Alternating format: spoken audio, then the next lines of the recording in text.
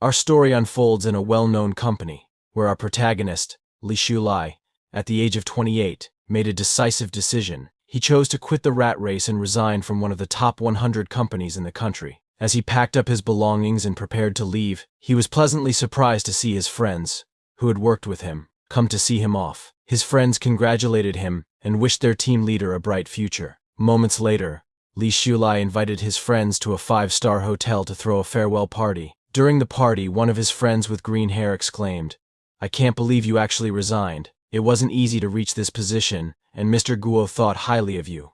Your future promotions and wealth were guaranteed." Li Shulai replied with a big smile, "I've made peace with myself. I want to lie flat, be a salted fish, enjoy life, and spend more time with my girlfriend. I don't want to compete anymore." A girl with blue hair asked, "What are you going to do next?" Li Shulai responded, "I'm planning to open a cafe, play with cats, and walk dogs." Seeing how idyllic his future sounded, the girl with blue hair got excited and said, "Wow, that's great. No more 24/7 work, you'll be your own boss. Team leader, I'm so envious of you for quitting just like that. Unfortunately, I have a mortgage and a car loan. If I don't work, I'll default on my payments." Another friend of Li Shulai chimed in, "When your cafe becomes successful, I'll bring clients to drink coffee there. You must give us a discount." Li Shulai assured them, "Don't worry, I'll treat everyone." Everyone stood up from their seats, raised their wine glasses, and toasted, "If we get rich, let's not forget each other." Some time later, after Li Shulai opened his cafe, it thrived, becoming a popular local spot with its unique decor, attracting countless visitors. Li Shulai was filled with hope for the future, feeling that everything was going well. Standing in front of his cafe with his girlfriend, he said, "Gofan, did you know? Last month, our cafe's net profit was 100,000 yuan. He assured his girlfriend, Guifen, "At this rate, we'll recover our initial investment in just 1 more year." Amazed by Li Shulai's ambition, said, "Darling, you're amazing." At that time, Li Shulai thought that resigning and risking everything to start a trendy cafe with over 1 million yuan in investment was the best decision of his life. But then, one day, bulldozers arrived to destroy his cafe. He demanded they stop and asked, "What are you doing?" The construction manager replied, "This land has been requisitioned by our leading group. All irrelevant personnel must leave." Li Shulai, shocked, told them he hadn't heard anything about a demolition and demanded that they couldn't go through with it. The construction manager, Wang, told Li Shulai, "You should ask your landlord about this. I'm just doing my job."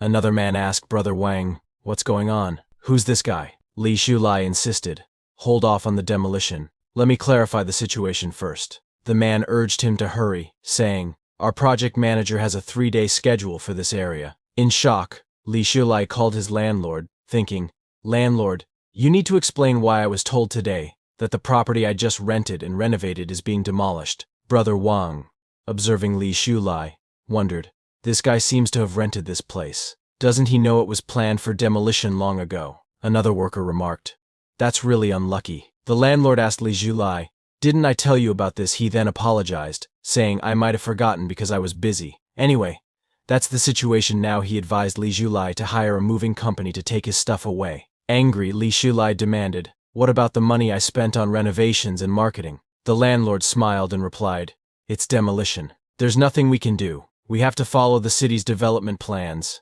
Besides, isn't demolition for the city's betterment?" Li Shulai, still upset, argued, "You had an obligation to inform me about the demolition before renting the place to me. Now you need to compensate me for the losses, or it counts as a breach of contract." The landlord laughed and said, "Compensate? I didn't say I wouldn't. I'll cover your moving expenses later." Brother Wang, observing the situation, remarked, "This kid seems young and inexperienced. Starting a business these days, you can't just think about making money. You have to consider all the risks." Another man agreed, adding, "Cash flow is still the most important." Fuming, Li Shulai accused the landlord, "You deliberately hid the information. Isn't this a scam?" The landlord, hearing this, responded, "Do you understand force majeure? Sue me if you want. Here's a piece of advice: never skimp on hiring a lawyer. Do you even have money?" He continued, "I already gave you a big discount when you rented the place. Besides, when we signed the contract that morning, I really didn't know about the demolition. I found out in the afternoon and then got busy and forgot. Haven't you made a lot of money these past few months?" The landlord then laughed and said, "I'll give you an extra 10,000 yuan as compensation. That's my best offer." Li Shulai, frustrated, remembered overhearing the landlord talking to his family about spending 170,000 yuan per person on an Antarctic tour package, where the rooms below deck were supposedly uninhabitable. Yet here he was, offering only 10,000 yuan as compensation. The landlord told Li Zhulai, "I have urgent matters to attend to, and we'll talk about this later," and then hung up the phone. Li Zhulai, furious and unsure of what to do, watched as the construction workers began their work. He angrily remarked, "Do you think I'll just let you bully me like this? This is my hope, my future that I've poured everything into. I will protect it with my own hands." Afterward, he went home and made some calls to people he knew, hoping for help. However, everyone either ignored his calls or made excuses. Disappointed and at a loss for what to do, Li Zhulai felt utterly helpless. Li Zhulai sent a message to the landlord, asking him to at least refund the rent for the past 3 years. However, the landlord blocked him. Feeling depressed and sad, he heard his girlfriend, Guifen, call his name. Li Zhulai was happy to see Guifen back, thinking, "Fortunately, there's still Guifen, always by my side." Guifen asked Li Zhulai if he had thought of a solution. Li Zhulai tried to reassure her, saying, "Don't worry too much. We can start over. I calculated that selling the tables, chairs, and coffee machines could get us 100,000 to 200,000 yuan to cover urgent needs, and the landlord just needs to return the rent, giving us another few 100,000 yuan. Next time, we'll be more cautious in choosing a location. Using our previous reputation, we can open a community store. It won't be a problem to make a living." However, Guifen then brought up Zhao Lide. Li Zhulai, feeling a surge of anger, asked, "Is he harassing you again?" Guifen shook her head and replied, "No, I wanted to talk about us. I think we should break up." Li Zhulai was shocked to hear this. The girl he liked, for whom he had done everything, was breaking up with him, now that he had no money. He held Guifen's hands and asked her, "Why? Don't you believe I can overcome this hurdle? Just give me some more time, and I'll solve this issue. I've solved my previous work problems well, and even climbed higher." Guifen moved closer to Li Zhulai, speaking emotionally, "I actually want to help you. Zhao Lide is very generous. I haven't agreed to be with him yet, but he already gave me a platinum bag worth tens of thousands of yuan." She showed him the luxurious bag that Zhao Lide had given her, adding, "He's really generous." Surprised, Li Zhulai asked Guifen, "How could you accept his gift while being with me?" Guifen didn't respond directly but thought to herself, "That old man Zhao Lide gave me too much. Less work, more money, who can resist such temptation? But there's still a bit of reluctance. Zhulai is capable, handsome, strong, gentle, and considerate." She then told Li Zhulai, "Zhao Lide, he's old, and it seems he won't live for many more years. I'll agree to be with him for now. Once I stabilize things with him, I can secretly help you. We'll just go from being public to secret. I truly love you, Zhulai. You're the only one I love." Being with Zhao Lide, "I can also help you solve your current crisis." He promised that if I agreed to be with him, he'd immediately give me 1 million yuan. With this 1 million yuan, we could save the cafe. However, Li Zhulai pushed her away, shouting angrily, "Even if I'm destitute and homeless, I won't be a cuckold, relying on a woman selling her body to support me. I've seen what shamelessness is. Get lost, Guifen." Hearing this, Guifen became furious. Who wants to be with a man deep in debt?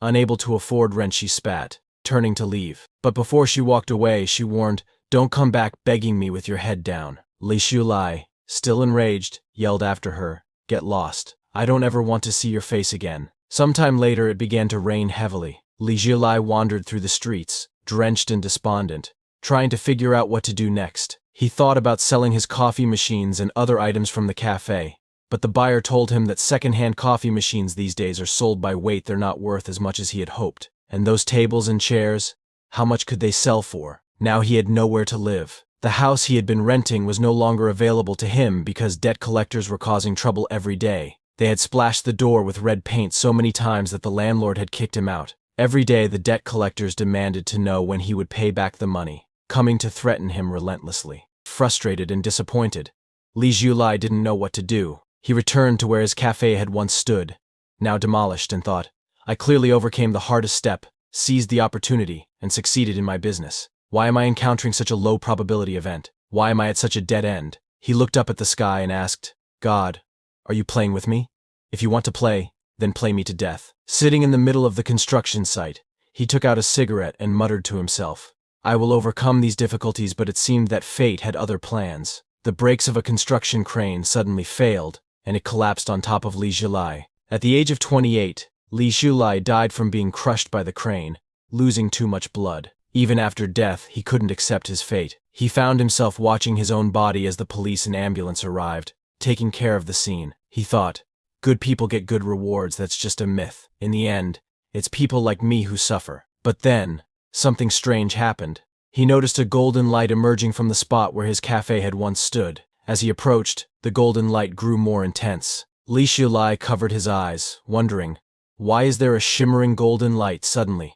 A series of notifications began popping up in front of him, saying, Project 986 initiated, Project 212 initiated, Penguin Company established, Alibaba established, Baidu established. Confused, Li Shulai wondered, is this what they call life flashing before your eyes? More notifications appeared. Beijing won the right to host the 2008 Olympics, joined the WTO, house prices skyrocketed, Shenzhou 6 launched into space, Qinghai Tibet Railway opened, and many more. These were all events he had experienced in his life, but now they seemed to matter little to him. However, it wasn't just his life events that he saw. He also saw galaxies and floating islands in space. The most shocking sight was people fighting a demon-like being. Confused, he wondered, what are these things? They're getting more abstract. As he tried to approach them, he suddenly fell into a ditch. When he opened his eyes, he found himself in a classroom, sitting next to someone.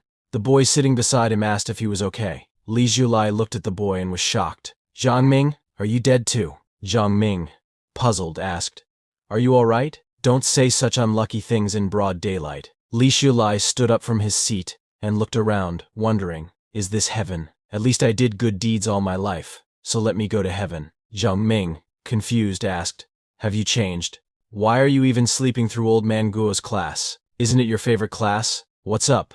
Dreaming of being paralyzed or something? Professor Guo noticed Li Shulai and asked, why are you suddenly standing up in the middle of class? Li Shulai was stunned upon seeing Professor Guo because, in his previous life, Professor Guo had been a great benefactor to him. When his family was poor during his school days, Professor Guo supported him in many ways and helped him apply for scholarships, allowing him to continue his studies. But unfortunately, good people don't always get good rewards. Professor Guo had committed suicide by jumping off a building in Li Shulai's senior year due to false accusations from a rich second-generation girl, Zhang Shuli. Zhang Shuli had falsely accused Professor Guo of forcing her to sleep with him in order to pass her thesis defense. Professor Guo tried to explain to everyone that it wasn't true, insisting that Zhang Shuli was talking nonsense and that he had never said such things to her. However, no one believed him. Zhang Shuli, being from a wealthy and powerful family, used her influence to trap him. Unable to bear the shame and the false accusations, Professor Guo tragically committed suicide. That's how Li Shulai's benefactor died unjustly and undeservedly, right in front of him. Seeing Professor Guo again, Li Shulai became emotional and hugged him tightly, saying, Professor Guo, I knew with your character you would definitely go to heaven. Thank you so much for nurturing me. Without your careful guidance, I wouldn't have been able to make it here. You must be ready to reincarnate, right? How many numbers ahead? I should calculate when I can reincarnate too. I wish you a good reincarnation, full of wealth and glory. Angry, Professor Guo grabbed a book and hit Li Shulai on the head. What are you talking about? Are you in a rush to reincarnate and dragging me along? How much cat piss did you drink yesterday? Zhang Ming quickly came to Li Shulai's rescue and told Professor Guo, Shulai hit his head this morning and isn't thinking clearly. You're magnanimous, so just take it as him being confused. Don't mind it. Then Zhang Ming turned to Li Shulai and asked, what's wrong with you today? Doing silly things in front of Guo Qiangguo? Hurry up and get back to your seat. Do you want to fail? See if you're dreaming or if you're in class? Surprised, Li Shulai wondered what Zhang Ming meant, but as he looked around, he realized he was in a classroom. Shocked, he quietly returned to his seat. Zhang Ming then advised, go wash your face after class. I told you not to stay up late studying at night. You've studied yourself silly. Still confused, Li Shulai wondered, why does heaven look like my university classroom? He looked around to confirm what was going on and saw the school beauty, Xiao Ning, sitting behind him. Surprised, Li Shulai thought, I never heard anything happen to her later. How did they all die so young? However, Li Shulai received a disdainful look from Xiao Ning, the goddess of his university. Upon seeing this, he started to cry like a baby, thinking, even in death, I embarrass myself in front of her. Seeing Li Shulai's childish act, Xiao Ning's friend remarked, Li Shulai, he's trying to get your attention, but he's got issues. What girl would like being pursued this way? Li Shulai overheard their conversation and glared at Xiao Ning's friend, angered by her words. Frightened, Xiao Ning's friend asked, "Why are you giving me that look?" She then turned to Xiao Ning, saying, "Don't fall for a creepy guy like Li Zhilai." Xiao Ning replied confidently, "Of course not, and I never will. He's just seeking attention." Zhang Ming, noticing the situation, whispered to Li Zhilai, "Sit properly, Professor Guo is watching you, and stop looking at the goddess." Professor Guo was indeed observing Li Xiao's childish antics. Feeling the weight of Professor Guo's stern gaze, Li Zhilai's whole body started to feel cold, thinking Teacher Guo was so serious both before and after his death. As Li Zhilai's eyes wandered, he noticed the book on financial markets and investments that he had studied during his college days. Seeing so many familiar details, he began to realize, this doesn't seem like heaven, and it's too coincidental that they all died. Finance and investment. This was a course I took in my 3rd year. Unless it's the end of the world and everyone is dead, but he quickly dismissed that thought, remembering how he died and the events that led to it. Finally, he came to a conclusion. Then it must be the most classic and common novel trope, Rebirth. As he pondered this deeply, suddenly the classroom bell rang, signaling the end of class. Everyone began filing out of the classroom, leaving Li Zhilai to process the surreal situation he found himself in. After class, Zhang Ming came close to Li Zhilai and asked, "What's wrong with you? Did something happen at home? You've been out of it all class." Zhang Ming offered his support, saying, "If something's wrong, tell me. I'll do what I can to help. A nightmare shouldn't make you this distracted. This must mean something happened at home." He handed Li Zhilai 100 yuan, saying, "Don't worry too much. All problems will be solved." However, Li Zhilai refused, saying, "I can't take this. It's enough for a month's living expenses." Zhang Ming insisted, "Don't worry, we're like brothers. I have plenty of living expenses even after giving you this. I still have over 400 left." Seeing Li Zhilai still hesitating, Zhang Ming told him, "Consider it an investment. You can pay me back when you become rich. My dad told me your parents' small business has a lot of potential. If my parents kick me out for being wasteful, I can come to you." Reluctantly, Li Zhilai accepted the money, saying, "I'll take this as a loan, and I'll pay you back double when I have the money." Zhang Ming smiled and said, "Don't worry too much. Just eat more meat today." Later that night, in their college dorm, Li Zhilai found himself unable to sleep. He was still thinking about how he had returned to his 3rd year of college, back in 1998. Whatever the reason, he felt like he had hit the jackpot. He remembered when he died, passing through the darkness. Those events' timelines from recent to distant were all etched in his mind. That must have been time travel, he thought. But why were there also scenes of monks fighting and floating islands? Other dimensions? He decided to forget about the strange visions, focusing instead on the information gap he could now exploit. Li Zhilai began laughing quietly to himself, remembering the future events he knew were coming. Hearing Li Zhilai laughing in the middle of the night, Zhang Ming got irritated and said, "Are you still not sleeping? What are you laughing at under the covers? The bed frame is creaking non-stop, it's annoying." Li Zhilai apologized and promised to sleep quietly, but he couldn't help but smile, knowing there was still time to change everything. Zhang Ming, worried about Li Zhilai, thought, "He's been distracted all day, looking like he owes millions, and now he's laughing after being scolded at night. Hopeless." Li Zhilai finally drifted off to sleep, thinking, "Heaven gave me a second chance. A new life. I must work harder than before. I have to help those I couldn't help in the past. I can't watch them repeat the same fate." He made up his mind that those who had made his previous life a living hell would not get the better of him this time. In this life, he vowed, "I won't repeat those mistakes. I'll seize every opportunity this era brings and become the richest man." The next morning in the study room, since Li Zhilai has been reborn and given a fresh start, he decides that he needs to plan carefully for the next few years. Starting in 1998, China's economy is set to undergo a major transformation. After certain policies in 2003, housing prices will skyrocket. But there's a big problem: his family's savings aren't enough to afford a house.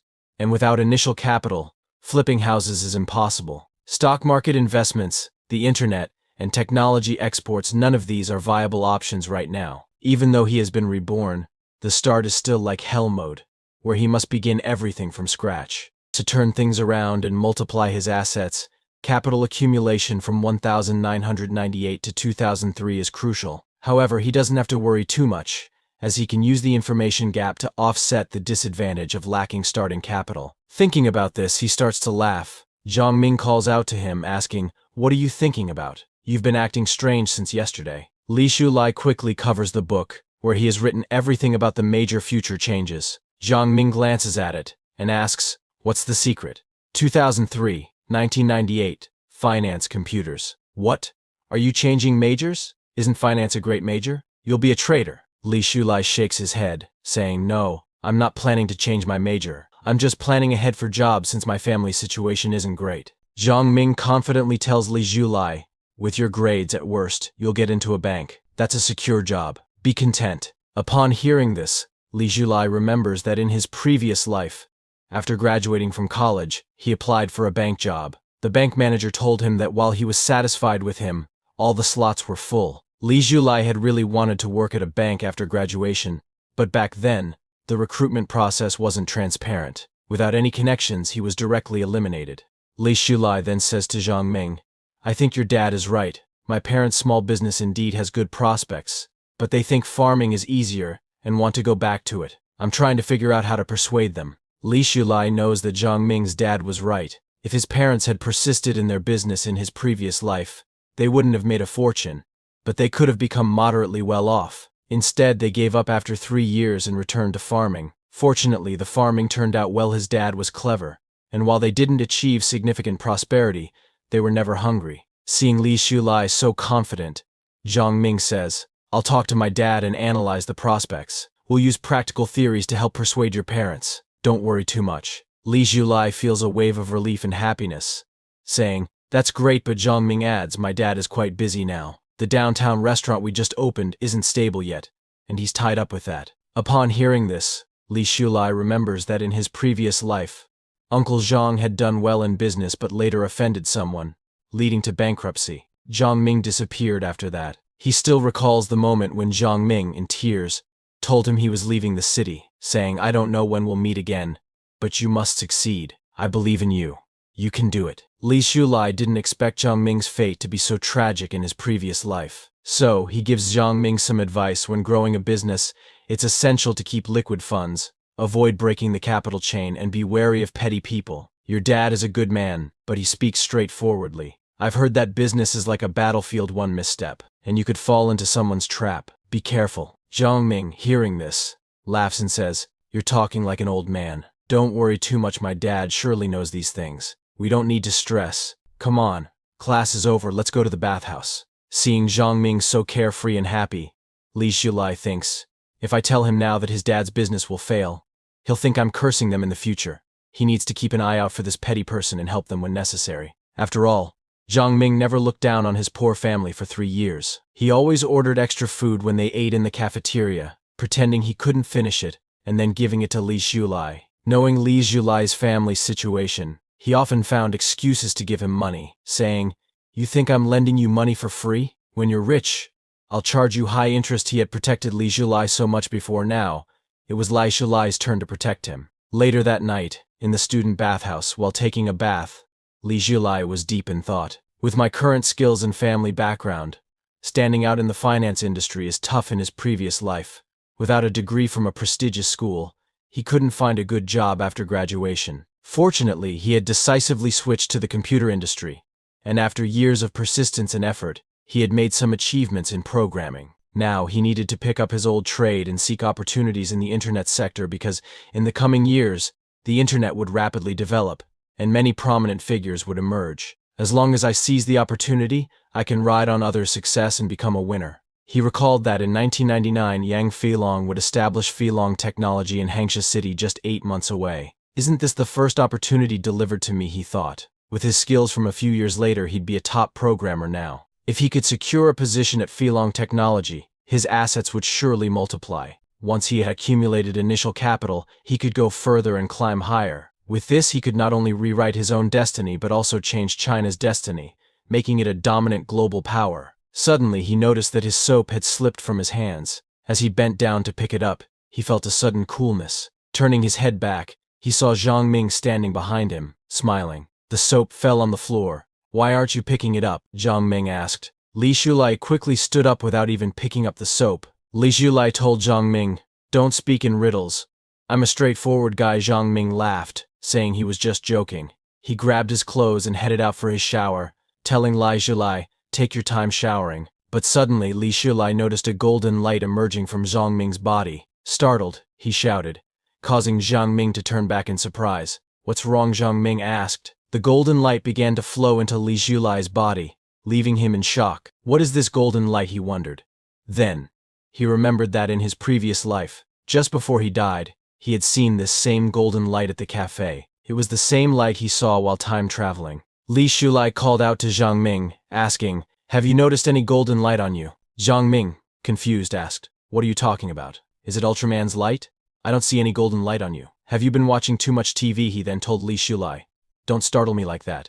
You scared me." Li Julai looked at his hand, but the golden light had vanished. Confused, he wondered if it was some kind of illusion brought on by his time traveling. Zhang Ming, noticing that Li Julai had been acting strangely lately, advised him, "Just take a good shower and relax. If it doesn't get better, let's go to the school clinic tomorrow for a checkup." However, Li Julai remained puzzled, still wondering what exactly the golden light was. Sometime later, at the college cafeteria, Xiao Ning's friend asked her, "Have you noticed that Li Julai hasn't been around much lately? We used to run into him all the time." Xiao Ning, noticing how much her friend was talking about Li Julai, responded, "You seem to care about him a lot. If he appears, he appears. If he disappears, he disappears. It's none of my business." Her friend shook her head. "It's not like that. I think he's realized he can't get your attention, so he's found a new target." Xiao Ning also found this strange, because Li Julai used to ask about her often. Whatever elective she chose, he would choose too. He would even come to the library when she went. He was always present in class, sitting in noticeable spots to catch her attention, but now he often skips class, and even when he does attend, he sits in the back reading other books. What is he up to? Xiao Ning wondered. As she was thinking about this, her friend nudged her, saying, "Xiao Ning, look, speak of the devil, there he is. The big romantic has turned into a bookworm. Is he preparing for graduate exams?" They both saw him approaching, deeply engrossed in his notes, planning and writing about future opportunities he knew of. He couldn't afford to wait 8 months to approach Yang Filong. It would be too late by then. Yang Filong's business empire had overlooked some key issues in its early stages, and Li Julai needed to identify these problems as soon as possible. He was so absorbed in his thoughts about future events that he didn't even notice Xiao Ning and her friend. Xiao Ning, seeing him like this, thought, "So he's playing hard to get with me. Some people just can't change their habits." Li Julai was so focused on his book that he didn't see her and accidentally bumped into her. Xiao Ning's lunchbox fell to the ground, spilling its contents. Angrily, she confronted him. "Are you pretending not to see us? We didn't even move, and you bumped into us." Li Julai quickly apologized, saying he didn't mean to, but Xiao Ning was too upset. She snapped, "How long are you going to stalk me like this? Don't try to get my attention with these tactics. I don't fall for hard-to-get games. Do you know how much trouble and annoyance this behavior causes?" Li Julai picked up the lunchbox from the floor and apologized again, admitting it was all his fault. He offered her money as compensation and said, "If you need, I can get you another portion." However, Xiao Ning, still irritated, replied, "1 yuan doesn't make a difference to anyone. Just don't bother me again. Next time, watch where you're going. Or if you get hit by a car crossing the street, whose fault will it be?" she advised sternly. Li Julai, upon hearing Xiao Ning's words, simply said, "All right, you're a good person," and then drifted back into his thoughts, considering how Yang Filong's problems had been reported by the media many times in his past life. Seeing Li Julai so nonchalant, Xiao Ning's friend was surprised and said, "No way. Is he crazy to just leave like that? Did he not understand your sarcasm?" Xiao Ning was also confused, thinking, "I can tell it's a hard-to-get game, but is he really still playing it? His skin is really thick." Her friend then suggested, "Could he have actually lost interest in you? He didn't even look at you. In the past, he'd cling to you and rush to help you with everything. Now, he just throws money at the problem." Xiao Ning, getting angrier, replied, "Maybe because I pointed out his intentions.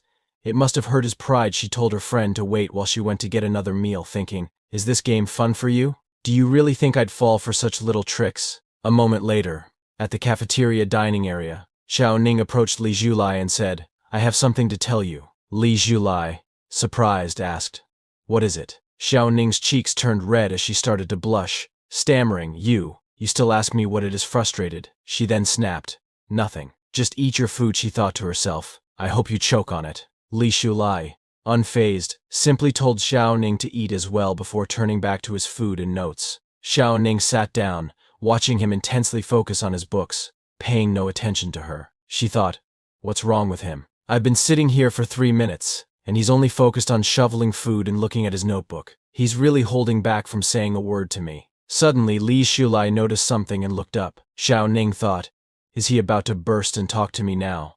But then she realized he wasn't looking at her. Curiously, she wondered who he was looking at. As he turned, she saw a girl with blonde hair, Zhang Shuli. Xiao Ning thought, so he's fallen for someone else. Zhang Shuli dresses up flashy every day, and her family is rich. Indeed, there aren't many men who don't like that kind of woman. Xiao Ning sneered, a toad cannot dream of eating swan meat. Do you even know what kind of person Zhang Shuli is? Li Shulai, in your next life, be born into a better family if you want to pursue someone like her. Li Shulai calmly replied, you misunderstand, but I don't need to explain it to you. He finished his meal and said to Xiao Ning, you can do as you please. I'm leaving. Xiao Ning was taken aback by his response and retorted, don't be too much. What Xiao Ning didn't understand was that Li Shulai wasn't looking at Zhang Shuli because he liked her. It was because of what he remembered from his previous life. Professor Guo's life was completely ruined by Zhang Shuli's scheming. Not only did she destroy his career, but she also used her wealth and influence as a second-generation rich kid to twist the truth, bribe the media,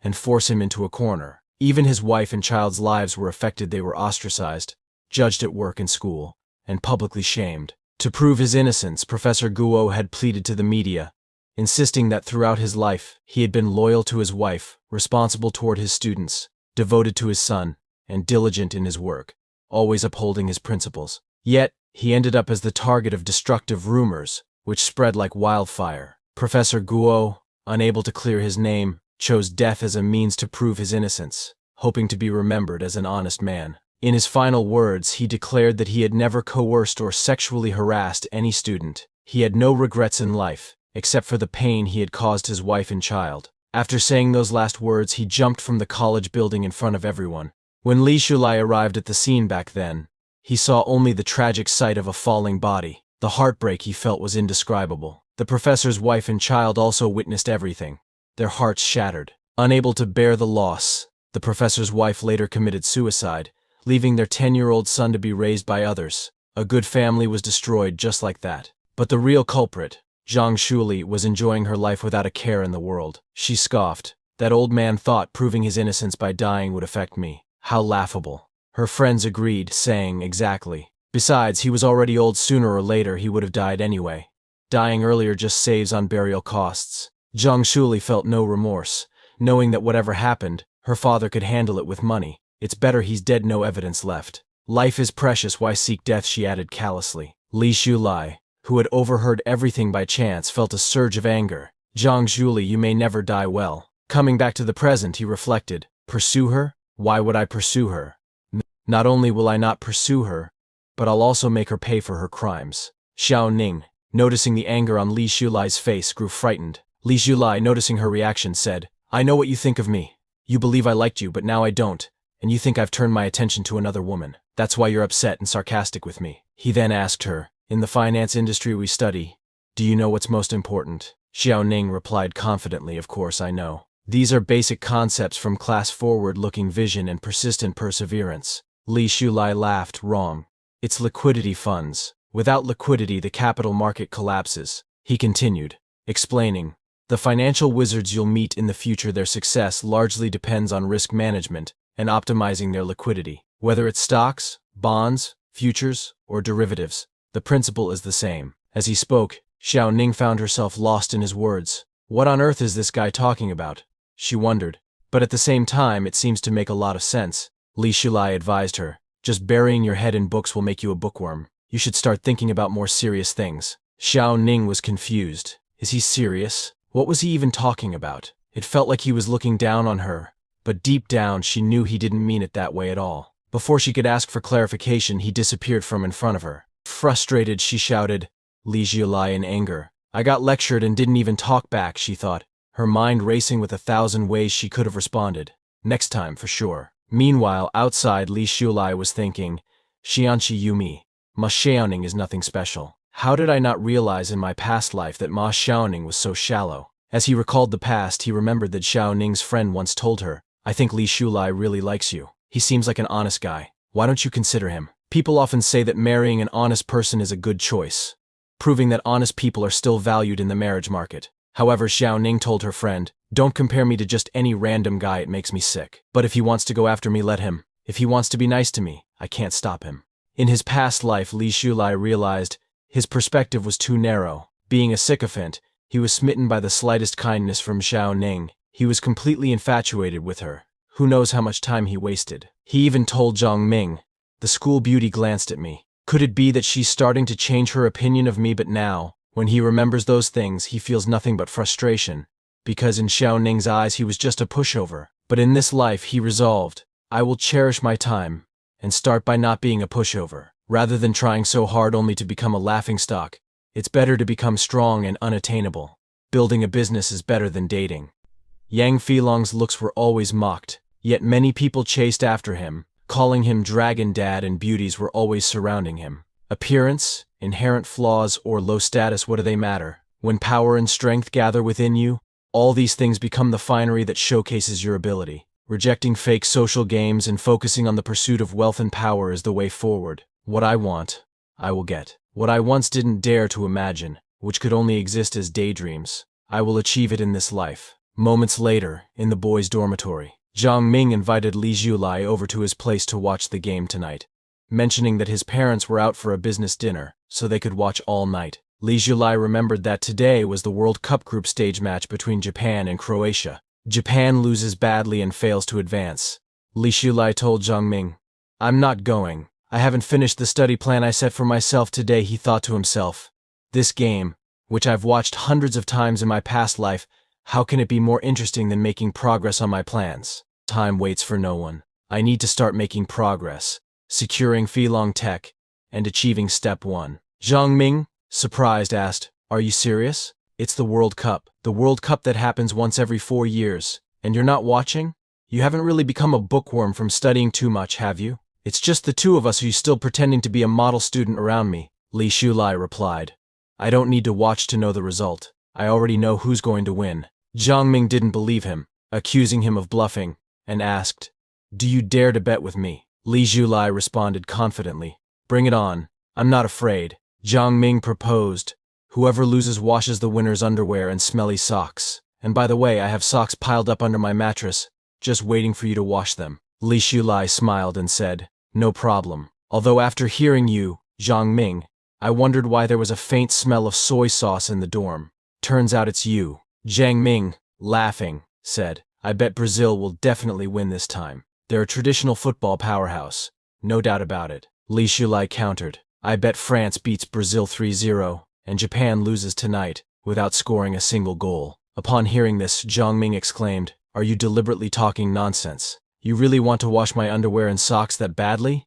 Don't turn gay just from picking up a bar of soap, okay? Buddy, I'm straight." Li Shulai, now angry, retorted, "Get lost. Starting today, I won't wash my socks, I'll just wait for you to wash them for me." Moments later, back at the boys' dormitory, Zhang Ming started laughing and told Li Shulai, "I'm definitely going to win. There's nothing to be afraid of." Speaking of which, he asked, "Didn't you mention how prosperous the gambling industry is abroad? Who knows how many people get rich overnight because of the World Cup?" Zhang Ming wondered aloud, "When will they allow gambling in our country? I want to get rich overnight too. If I were abroad, I'd definitely be a gambling god." Li Shulai, who actually knew a lot about this, remembered that in his past life he was a hardcore soccer fan. He could recite the scores and results of all past tournaments by heart. Guessing the outcome was a piece of cake for him. He recalled that in 2001, a football lottery was introduced domestically. In a perfect scenario, it could indeed make anyone rich overnight, rapidly accumulating wealth. However, as good as reincarnation might seem, the butterfly effect is a terrifying thing. Who knows if a butterfly flapping its wings might cause a tornado? Besides, he needed to figure out quickly what those golden lights were all about. In his past life, his luck was incredibly bad. Even though everything was in place, he always fell short by one move. He wondered, what if all my luck in this life was used up just to be reborn? If I lose the advantage of foresight after winning 2 or 3 times, wouldn't that be a loss for now? He realized he should try to maintain the timeline, let events happen as they originally did, and not make any changes. He told Zhang Ming, "Gambling is essentially just that, gambling. It's very risky and not something to be touched. Dreams are beautiful, but reality is harsh. In practice, it's not as simple as guessing wins and losses correctly. You only see those who get rich overnight looking glamorous, but not those who lose everything and end up in poverty." He advised Zhang Ming, for ordinary people like us, without any backing or connections, winning once or twice might be fine, but if you keep winning every time, Wouldn't people suspect something fishy? What if they arrest you for investigation? Who knows which big shot might take offense and have you taken out? You might end up being kidnapped and thrown into the sea, not even knowing which big shot you offended. Even if you luckily get that much money. Without some means of violent protection, you might have your throat slit the next day, your family destroyed, people dead, having money but no life to spend it on. Upon hearing this, Jiang Ming was really scared. His whole body started shaking. He said to Shulai, "I never realized you knew so much." Li Shulai gave his sermons like Buddha. Li Shulai turned to Jiang Ming and said, "My friend, say no to prostitution, gambling, and drugs. Be a positive youth, promise me, okay?" After hearing what Li Shulai said, Jiang Ming's eyes filled with tears. "After listening to you, I feel like a righteous person," he exclaimed. Then he asked, "Zhu Yu, did something really happen to you? Your thoughts have become so profound. Lately you've seemed a bit odd, like you're hiding something, looking so preoccupied." Jiang Ming laughed and said, "Is there something you can't tell me? Or is it that you're just not having any luck as a simp?" Li Shulai replied, "It's not like that. I've just realized that love is precious, but time is even more valuable. Instead of always thinking about side income, focus on solid work and improving yourself. Wealth can't accompany you for a lifetime, but skills can.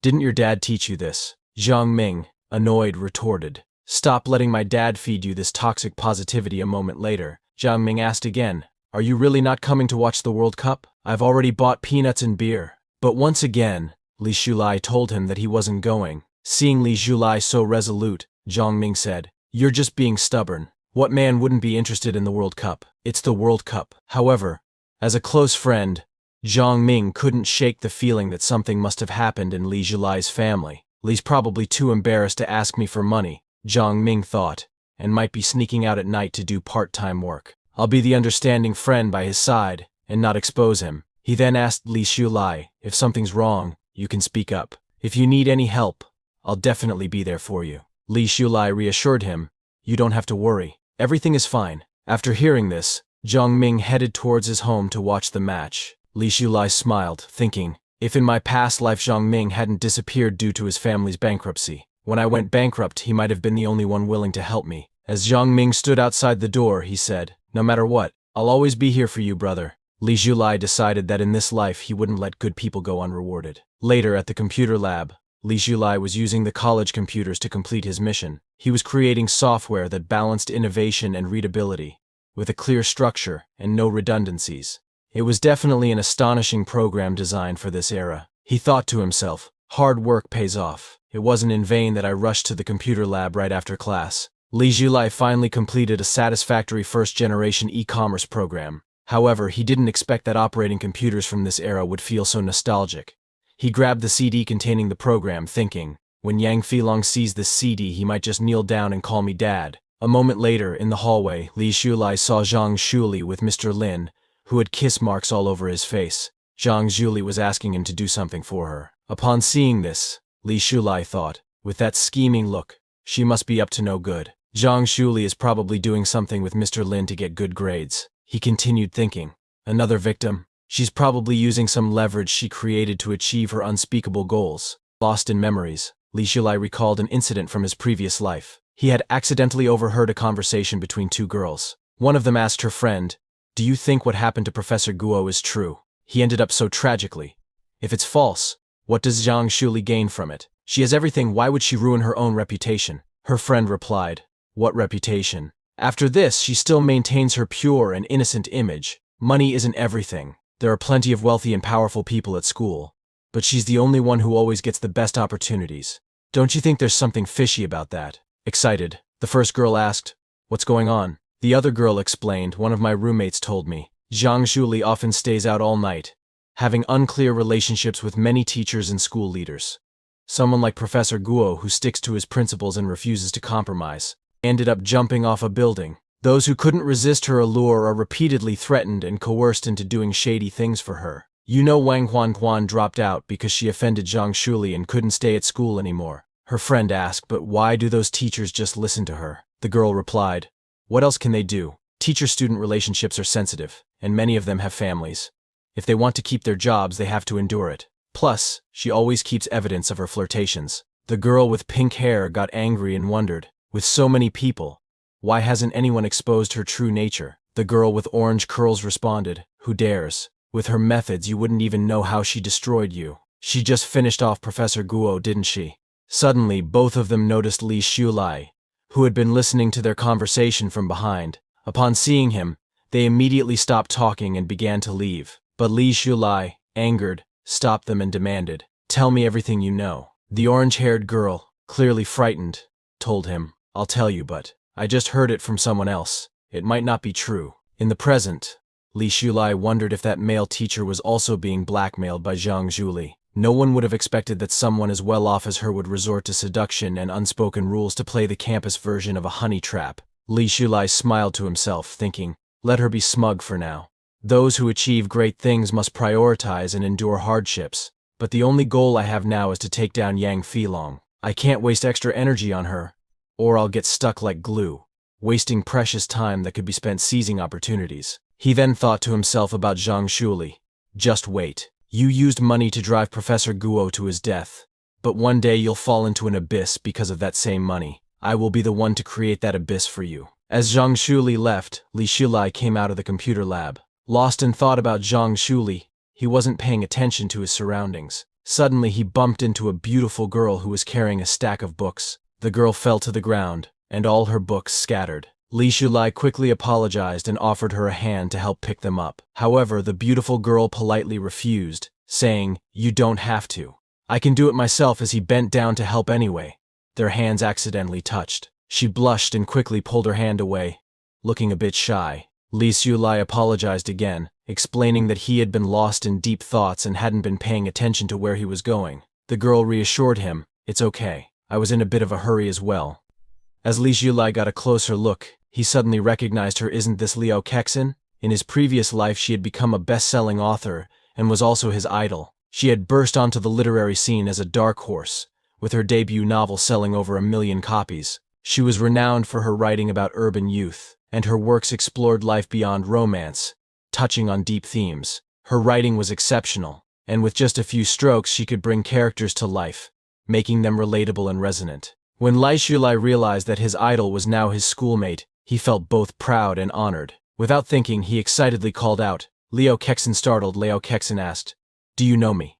Realizing that he had let his excitement slip, Li Shulai quickly made an excuse. "I saw some of your articles in the school journal," he said, starting to praise her work. "You write beautifully, with words that sparkle like gems." But in his mind he was thinking, who could resist being excited to meet their idol, especially a younger version of them? He continued, "I happened to attend a school event once and saw you receiving an award on stage. That's how I remember you." Hopefully this explanation works, Li Shulai thought. Liao Kexin blushed, accepting his explanation without any suspicion. But as he looked at her, Li Shulai remembered how, in the past, at press conferences and in photos, she appeared dignified and elegant. Now, seeing her younger self, she looked so shy and cute. Meeting my idol in her youth is such a treat, he thought, feeling both happy and emotional.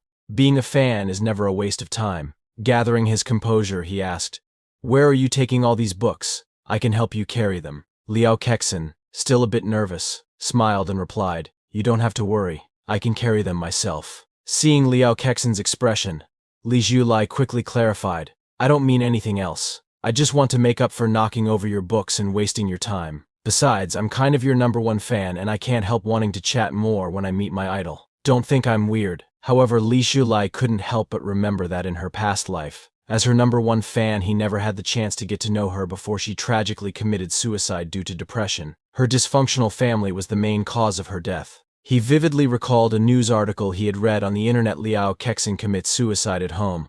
Found with cloth wrapped around her neck, the article questioned, "Is it a distortion of human nature or a consequence of depression?" When reporters asked her parents about the tragedy, they coldly replied, "Depression? What kind of illness is that? It's just being overly sensitive, overthinking things. We raised her to this age, so what's wrong with asking her for money? And the copyrights and royalties from her books? We won't miss out on a single cent. If she wanted to end her life, how is that our fault? If she dies without giving us money, that's being unfilial. It's really frustrating. As her younger brother, I'm still waiting for her support. She's so selfish. Girls are born to contribute to their families." Back in the present, Liao Kexin agreed to let Li Shulai help her carry the books. With a big smile on his face, Li Shulai cheerfully said, "Classmate Liao, Please lead the way. However, he knew deep down that Liao Kexin was a sensitive girl who easily felt guilty. In this life, he vowed to himself, I won't let her family manipulate her again. Besides, he knew that she was going to become a top-tier author in the future. Incredibly influential. Getting to know a future big shot early is all benefit, and no harm. Successful people not only seize every opportunity but also build networks and resources. Later, as they walked across campus, Li Julai casually said, You know, you remind me of a cousin I have back in my hometown. Both of you love to write and are very talented. If I remember correctly, she won first place in a writing contest there. But she wasn't as lucky as you. She had a younger brother, and her family favored males, so she had to quit her studies. Now she works in a factory, and her dreams were shattered. I think telling her this much should be fine, Li Shilai thought, watching for her reaction. Upon hearing this, Liao Kexin's expression turned somber. With a sad look on her face, she quietly admitted, I also have a younger brother, and my parents favor him more than me. Seeing Liao Kexin's eyes well up with tears, Li Shilai immediately apologized, feeling guilty for making her sad. I'm sorry, I didn't mean to upset you. My cousin once told me that she regrets not fighting harder for her dreams. That's why I think you must keep writing. One day you'll become famous because of your work. It would be like carrying on her dreams as well. Inwardly, Li Shulai reflected on what he knew from his previous life. Liao Kexin had been overworked, practically a slave to her own family, constantly supporting them while they leached off her success. Her big break had come when her writing career was about to take off. He recalled how her manager had approached her at a cafe, excitedly asking Liao Sensei,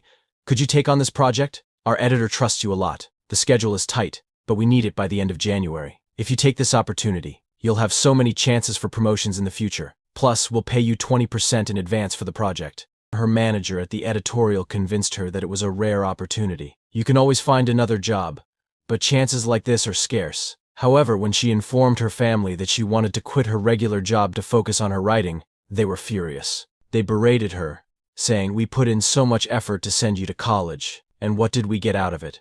That busy job barely pays you 3,000 a month, and you only give us 1,000 from it. You'd be better off marrying that old man Zhang. Becoming Mrs. Zhang would make life easier, you'd just have to play cards with him every day. More importantly, you'd be able to send money to the family. Even though Liao Kexin had graduated college, her family treated her as nothing more than a tool. Her brother had squandered their money and was about to get married, and they saw her as their financial safety net. In desperation, her family even tried to marry her off to an old neighbor to get his money. Crushed under the weight of their demands, she gave up on quitting her job.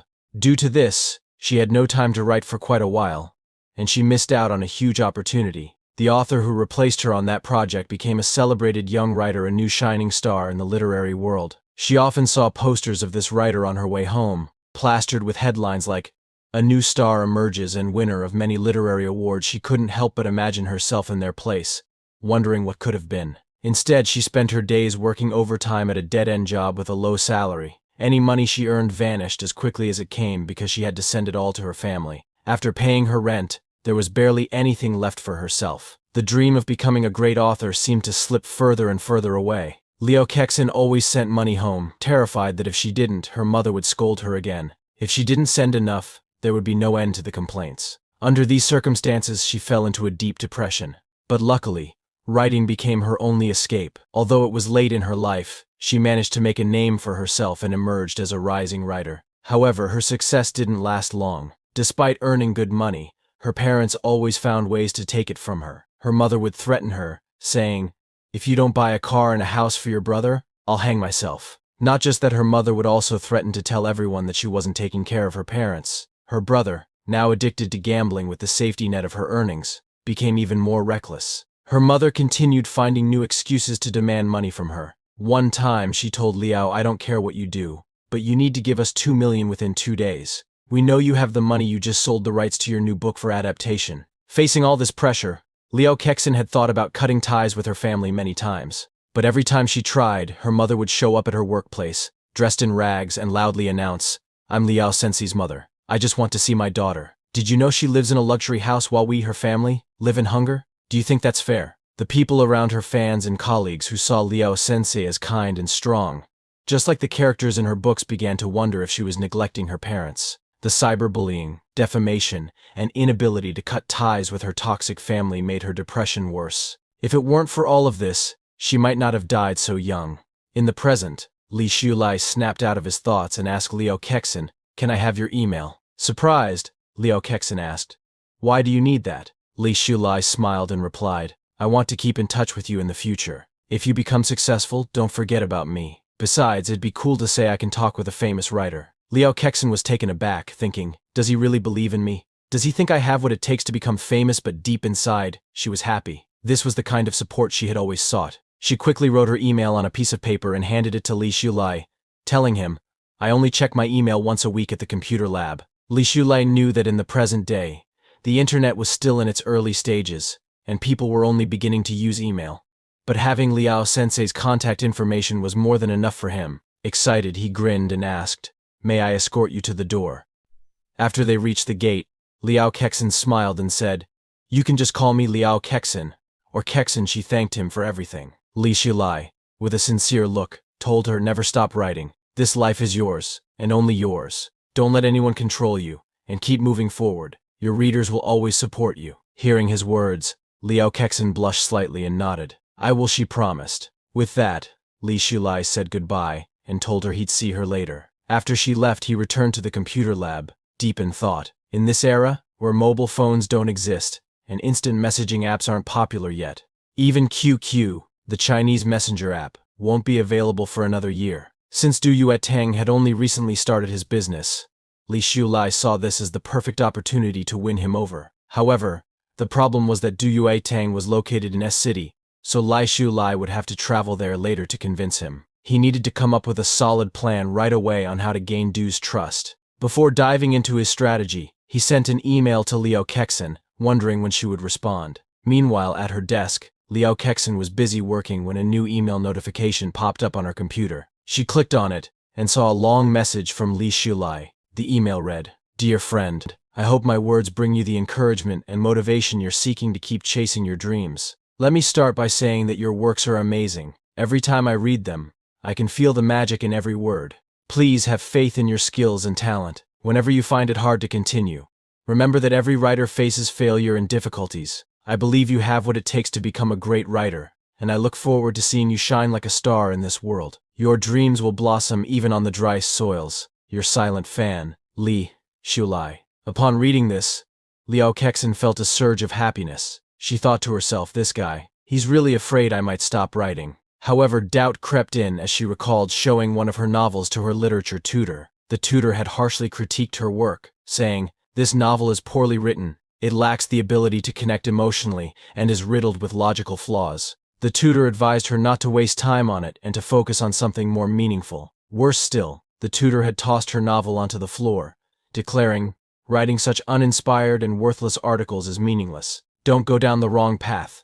Liu Kexin wondered, maybe the tutor didn't appreciate my work, but could readers like Li Shulai see it differently? Feeling motivated by his kind words, she sent a reply, "I will keep working hard and persevere in chasing my dreams. No matter what difficulties I may encounter on this journey, I will always remember your encouragement and support as I move forward." Shortly after, Li Shulai responded quickly, asking her if she was in class. Liu Kexin was surprised by his fast reply, thinking, is he waiting in the computer lab? The last time I saw him was also in the computer lab building. Curious, she wrote back, "Are you free? Want to grab lunch together at the cafeteria?" Li Shulai agreed, replying, "I'll be waiting for you in front of the computer lab building." Liu Kexin smiled and replied, "Okay, I'll meet you there." A moment later, downstairs in front of the computer lab building, they met as planned, ready to share a meal and a conversation. Liu Kexin met with Li Shulai and shyly told him, "I've recently written a draft of a novel, and I'd really like your feedback on it."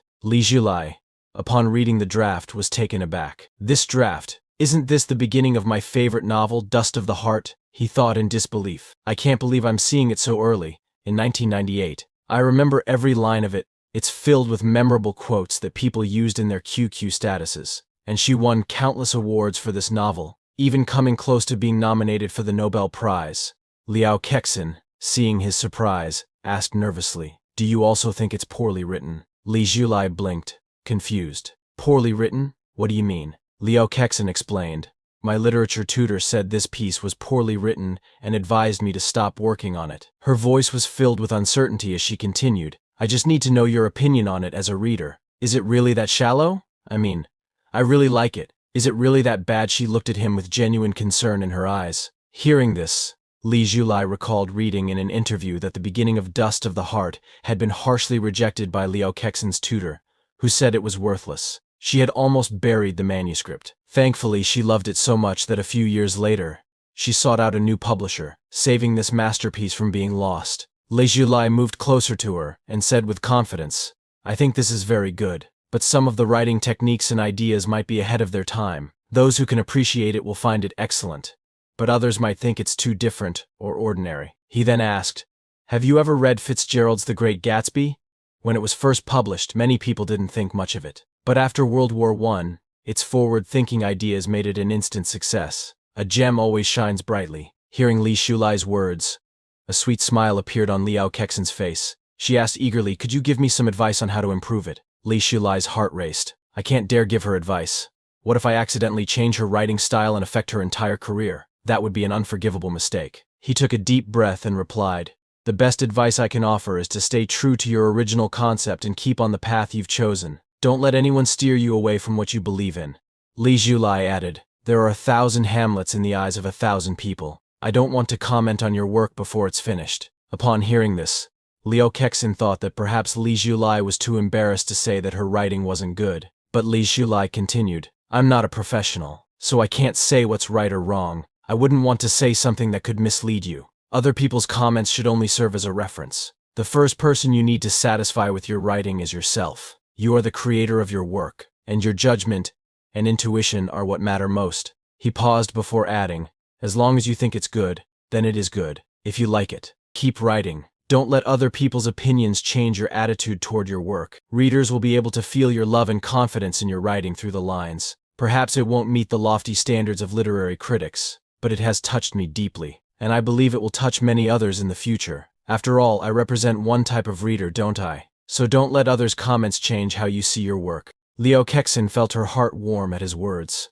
After so many days of confusion, his words have suddenly cleared away the fog. He understands me so well. No one has ever understood me like this before. This was the first time someone had encouraged her in this way. Her parents had never offered this kind of support. They always said, "What's the point of writing all day? Can it be eaten as food or drunk as water? Your third cousin worked as a tutor during college and earned money. What good are your articles? As a girl, you should learn to wash clothes and cook. Why bother studying? Your brother is much more sensible." Even her brother had mocked her, saying, "Sister, you dress too rustically. Other sisters wear short skirts and black stockings. My classmates will laugh at me if you dress like this." Compared to her blood relatives, Li Julai felt more like family. He told her, "You'll have to get used to this. It'll happen a second time, a third time, 100 times. But when you overcome these obstacles, you'll shine brighter than anyone else." Liao Kexin was taken aback by his words but soon smiled gently at him. "I really appreciate your kind words," she said softly. "I'll try my best to achieve my dreams." Meanwhile, Xiao Ning and her friend saw Li Shulai talking and laughing with Liao Kexin from afar. Xiao Ning's friend nudged her and asked, "Isn't that Li Shulai up there, and the girl next to him?" Xiao Ning replied, "Yes, that's him." Xiao Ning felt a wave of anger wash over her as she thought, "Come to think of it, he hasn't spoken to me in a long time. Was he serious about what he said last time?" Her friend, noticing her frustration, remarked, "His favorite things don't seem to be worth much. He's already with another girl so soon, and she's clearly inferior to you in every way. Look at her, obviously a country girl who only knows how to read. Does he really think she's better than you?" Xiao Ning, furious, quickly shut down her friend's comments. "Don't talk nonsense. It's his choice who he spends time with. It's none of my business. Don't go pairing us together." Her friend, smiling slyly, asked, "Xiao Ning, you're not jealous, are you?" Xiao Ning forced a smile and replied, "Jealous? You're overthinking this." At that very moment, Li Shulai, who had overheard their conversation, was boiling with anger. "These two are so annoying. Why do they always show up to disturb me whenever I'm at the cafeteria, and to talk so loudly about me and my idol? It's insulting to the friendship I have with Liao Kexin." He clenched his fists, furious with Xiao Ning and her friend, but quickly calmed himself down, thinking, "Thankfully my idol didn't realize what they were saying." Turning to Liao Kexin, he said, "Wait a minute. I'm going to say hello to my two classmates." He stormed over to Xiao Ning and her friend, calling their names angrily. However, as he approached, Li Julai was taken aback. "Ma Xiaoning, how did she get so far away? I thought she was just half a meter behind me a moment ago." Confused and surprised, he wondered, What's going on? Xiao Ning's friend teased her again. Look, he's coming back. Want to try and win him over. Xiao Ning, irritated, snapped. Stop talking nonsense. Li Shulai, still fuming, clearly overheard their conversation. I heard it again, so clearly. From this distance? It doesn't make sense. Li Shulai thought to himself, forget it. Those two are useless. No need to pick a fight with them. However, he suddenly felt something strange happening with his body. Closing his eyes and focusing, he realized that the world around him had changed. The sound of the wind, the distant lecture of a teacher explaining derivatives. The function at a certain point represents the rate of change at that point. And even today's lesson on capital markets and investment portfolios, asset pricing models, and risk management principles. It all came to him so clearly. He could also hear the sounds from the cafeteria, where a student was praising the lunch lady, saying, "Your cooking is delicious. I've been starving for 5 days." Another student complained, "Is this cursed? Why are the scrambled eggs with tomatoes so sweet? Zhang Ai Nan, do you want to die? How dare you put the chicken leg that fell on the table into my bowl? Are you trying to rebel?" The chatter and noise from the cafeteria filled his mind, despite the great distance between them. Surprised, Li Shulai wondered, is this a new ability brought by reincarnation? A wave of happiness swept over him. Isn't this the legendary celestial ear? Let's call it that for now. I wonder how it activates. It seems like a passive skill, so what about active skills? Either way, this is incredibly beneficial. Noticing Li Shulai's strange behavior, Liao Kexin asked, "What's wrong with you?" Li Shulai quickly calmed himself and replied, "I was just thinking, since we're classmates, if we don't meet here, we'll meet somewhere else. There's no need to greet each other every time. It feels a bit too formal." But inside, he was ecstatic. This must be some kind of ability, a golden finger. They call it that on the internet, golden finger. He then told Liao Kexin, "It's past noon now. If we wait any longer, there'll be nothing left to eat in the cafeteria. Let's go ahead." Liao Kexin agreed, and both of them headed toward the cafeteria together. A few days later, Li Shulai visited X City, where Yang Fei Long was hosting his showcase event. Standing on stage, Yang Fei Long addressed the audience, saying, "Looking back, we've witnessed the rapid development of the internet and the emergence of the digital age. In this digital world, opportunities coexist with challenges. But I believe that as long as we dare to innovate and embrace change with courage, we can seize these opportunities and realize our dreams." Yang Fei Long confidently addressed the crowd. "I firmly believe that the commerce industry will undergo a major revolution in the digital age. With new technologies like the internet, AI, and big data, our lives and ways of working are being transformed. These innovations are disrupting traditional business models, offering unprecedented opportunities and capabilities to entrepreneurs and companies alike." Li Shulai, watching from the crowd, thought, indeed, Daddy Fei Long. Just those soul-stirring words have already captivated the audience. His ability to hype things up is truly top-notch. Yang Fei Long continued, "In this digital world, we will break the boundaries of space, time, and language, creating an invisible link for global commerce. To put it simply, this means bringing electronic transactions to a global scale, ensuring that everyone benefits from convenient, efficient services that meet the Generalized System of Preferences (GSP) standards." The crowd murmured in agreement. Yang Fei Long's vision of a digital world and commercial revolution is truly outstanding, some praised. As Yang Fei Long basked in the approval of the crowd, Li Shulai saw the perfect moment and stood up, speaking loudly for everyone to hear.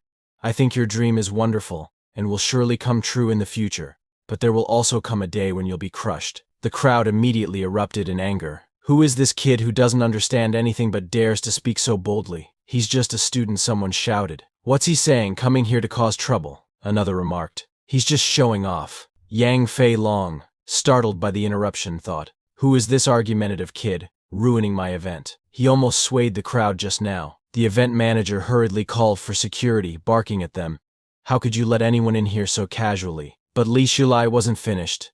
He locked eyes with Yang Fei Long and continued, "I know what you're really thinking. I even know the deepest thoughts hidden in your heart. If you truly want to break through your difficulties, come find me." Yang Fei Long stood frozen in surprise. What does he mean, hidden thoughts in my heart? With a calm smile, Li Shulai turned and headed toward the exit, leaving the crowd in shock. The manager rushed over to Yang Fei Long and said, "People like him are just here to show off, trying to step on others to gain fame. You don't need to pay attention to what he says. Your grand plan can't possibly be crushed." Yang Fei Long nodded and agreed. He really is speaking nonsense, but then smiled and added, "Yet, I don't know why, but I admire him. Don't you find that young man very interesting? Seeing him reminds me of my younger self. Even if he's just showing off or knows a little, daring to refute me in front of so many people makes me curious. The manager was surprised and asked, General Manager Yang, what is this?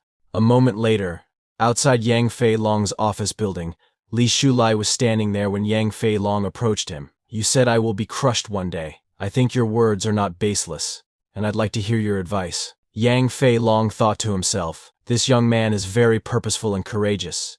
Even if he's seeking attention, we were all young once. Li Shulai glanced back at Yang Fei Long and said, I knew you'd come out to find me. So, you're still teachable. Yang Fei Long, slightly startled, wondered, why am I so intrigued by this pretentious act? Li Shulai continued, I know you're working hard to build Feilong technology into a B2 billion Tobe enterprise. That's not a problem at this stage. After all, China has the advantage of a population dividend right now. He paused before offering advice.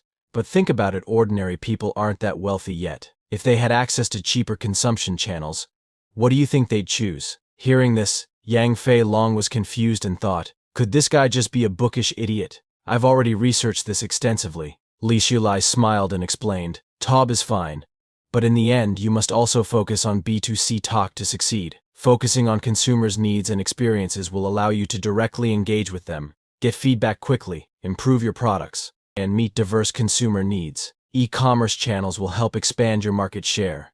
Mr. Yang, you've probably already considered this, right? You just haven't dared to make it public yet. But I know you're a determined person. If you continue down this path, you'll change the world. Li Shulai's flattery hit its mark at just the right time, helping to solidify the negotiation. Yang Fei Long's eyes filled with tears as he thought, it's true, no one understands me better than this young man. I've been anxious and conflicted about this for so long. I've hinted at it to my partners, but everyone thinks I'm daydreaming. I didn't expect this young man to see my vision so clearly. Li Shulai, happy with how things were progressing, thought, Step 1 completed. First, build a closer relationship so that he, feeling misunderstood by others, can see me as a teammate. Li Shulai then took a CD from his pocket and handed it to Yang Fei Long. This is a program I wrote. I'm giving it to you as a gift. Whether you use it or not is up to you, but the opportunity is ahead of you. It's up to you whether you seize it or not. As for what I said earlier, anyone with a bit of charm could say things to flatter you. But this CD? That's the real thing I wanted to give you today. Step 2 completed. I've given him the real deal, a strong dose to make him fall into my trap. Yang Fei Long, still confused, asked Li Shulai, why are you just giving this to me like this? Aren't you afraid I'll steal your technology? He added. At the very least, you should sign a contract with me first, to protect yourself from trouble in the future. Upon hearing this, Li Shulai smirked and replied, if you're going to be that kind of businessman, you're doomed to fail. Besides, this is just an appetizer. If you want to focus on the sesame seeds and throw away the watermelons, I won't stop you. He turned and started walking away. That's it for today. Wait, Yang Fei Long called after him. Li Shulai stopped and looked back. What else do you want to say? Curious and confused, Yang Fei Long asked, why did you choose me? Li Shulai looked at him calmly and said, because what you're doing benefits the country and the people. If you do it well, China will soar. So, it can only be you. With that, he turned and resumed walking. But then, he suddenly stopped again. Yang Fei Long's heart raced as he thought, he must have more important advice for me. I must be crazy, but I'm eager to hear it. However, Yang Fei Long was mistaken. Li Shulai simply turned around to say, by the way, my name is Li Shulai. Don't forget it. Yang Fei Long, who had been expecting something profound, felt a wave of disappointment. I really thought he had more to say. A little while later, after Li Shulai had left, Yang Fei Long returned to his office. Curious, he inserted the CD that Li Shulai had given him into his computer. As the program loaded, Yang Fei Long's eyes widened in shock. Isn't this the code I had been planning to develop? He thought. He even annotated every single line. Excited, Yang Fei Long smiled to himself and said aloud, it turns out he's a hidden master among the people. No wonder he's so confident.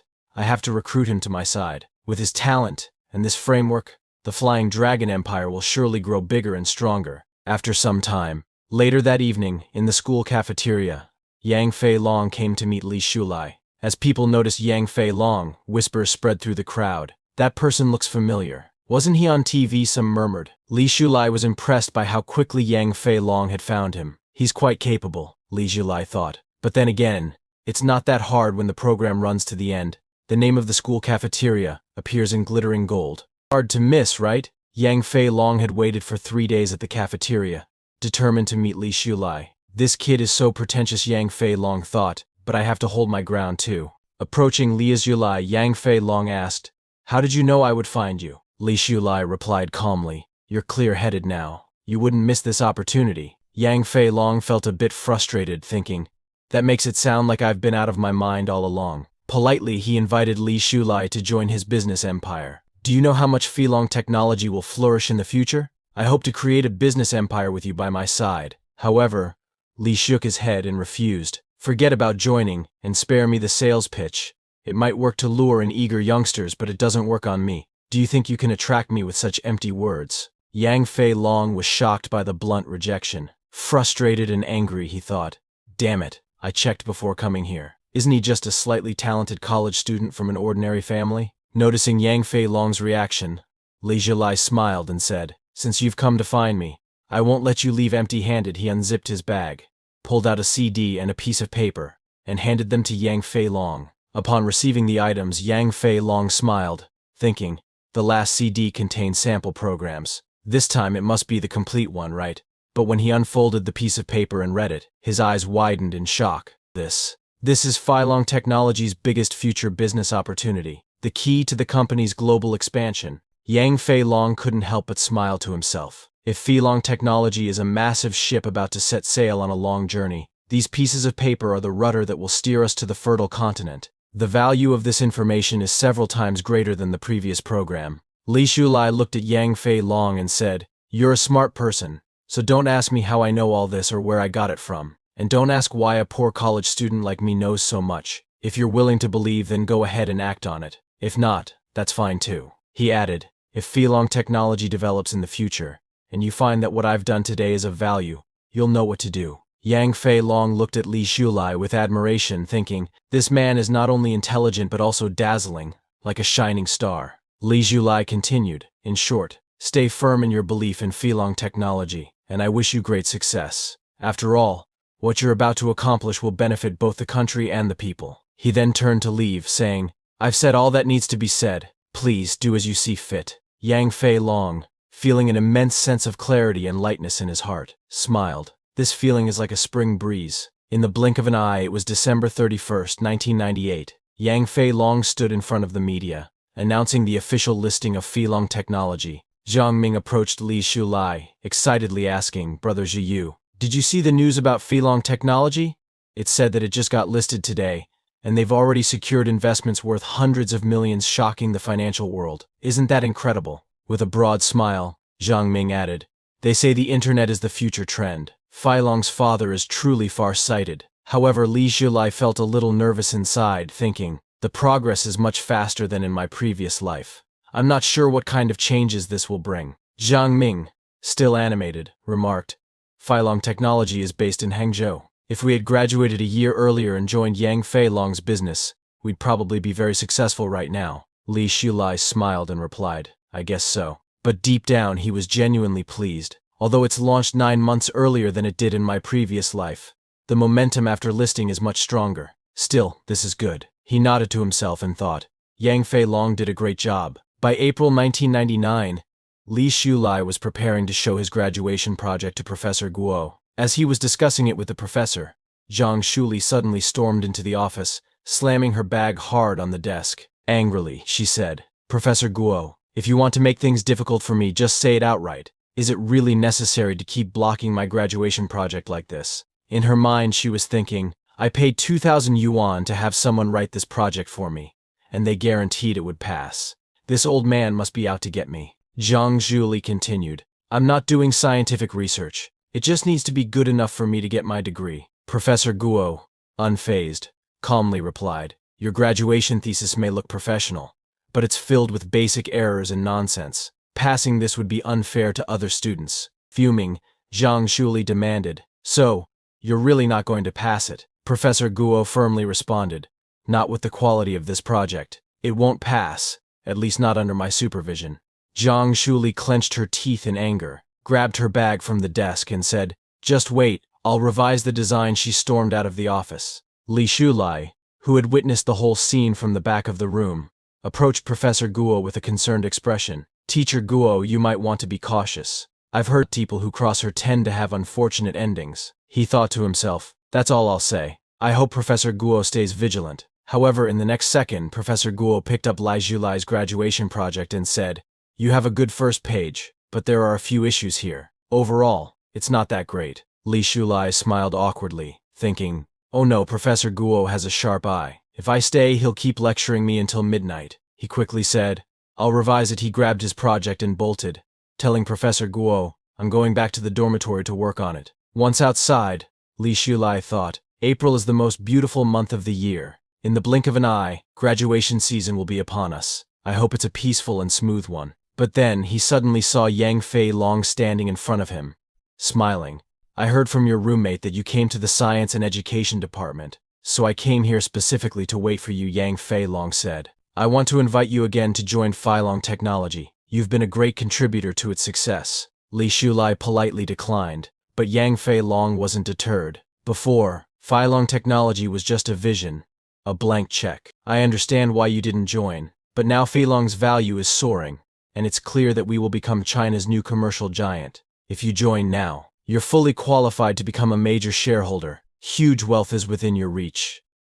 Would you really reject such an opportunity? Despite Yang Fei Long's persistence, Li Zhulai remained unmoved and refused again. Surprised, Yang Fei Long thought, I never imagined Fei Long would fail to recruit someone like him. Still determined, he pressed on. Tell me what you want, and I'll do my best to satisfy it. Li Zhulai, what could possibly be more important to you than Fei Long's original shares? I really want to know. Li Zhulai smiled and, turning to face Yang Fei Long, said, if you really want to thank me, that's fine. I'm about to graduate, and I want to open a retro-style coffee shop. Why don't you give me the old house at number 99 Minkang Road?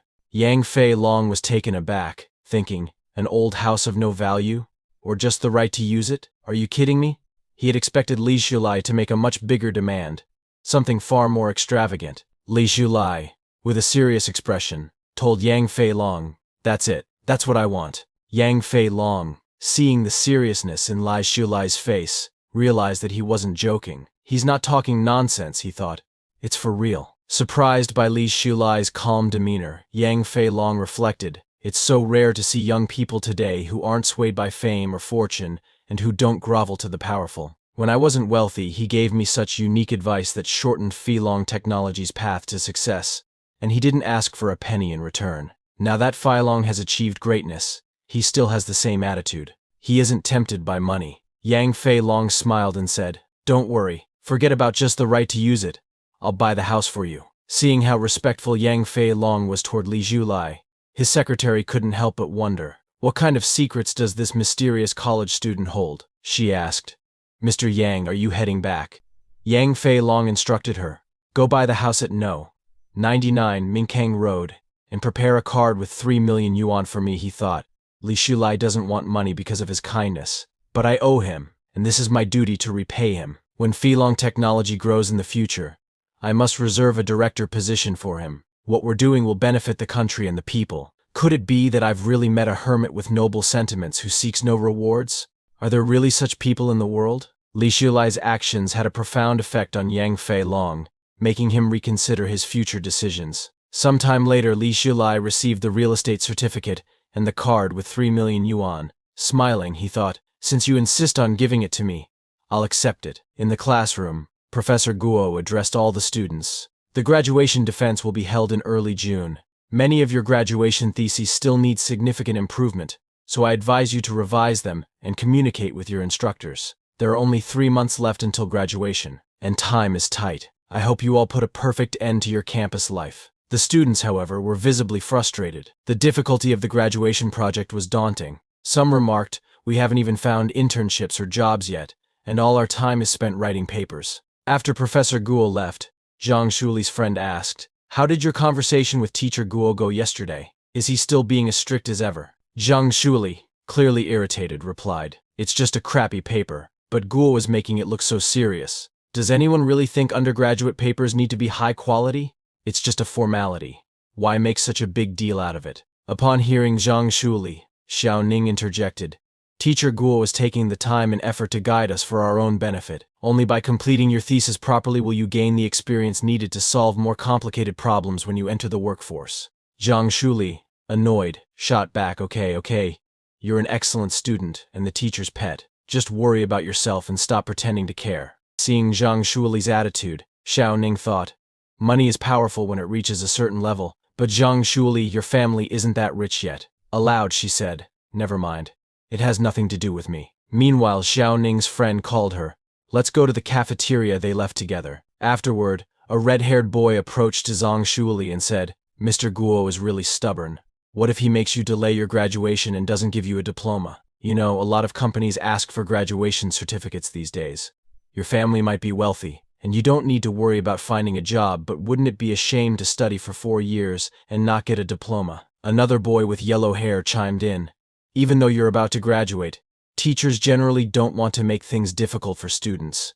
It's better to leave a good impression in case you meet them again in the future. Zhang Shuli smirked and said to the 2 boys, I've never failed a course. Why wouldn't I pass?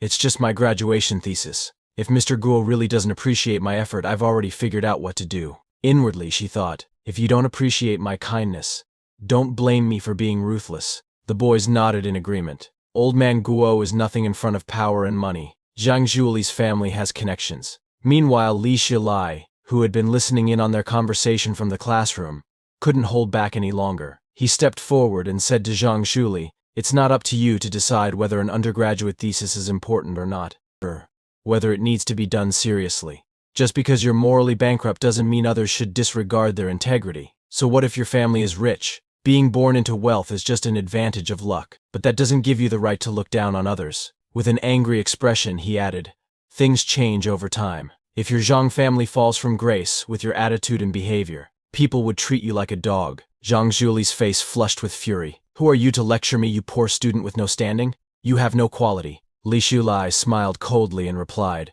you're talking to me about quality. Zhang Shuli, aren't you the one here with the least amount of it? Deep down, you know it well. The yellow-haired boy turned to the red-haired boy, surprised. This guy usually keeps quiet. Why does he suddenly have the guts to stand up to Shuli? The red-haired boy shrugged. He probably wants to play the hero. Maybe he's upset because Ma Xiaoning is frustrated by all this nonsense. I've heard his family situation isn't great. He probably relies on studying hard to change his fate. His pride must have been hurt.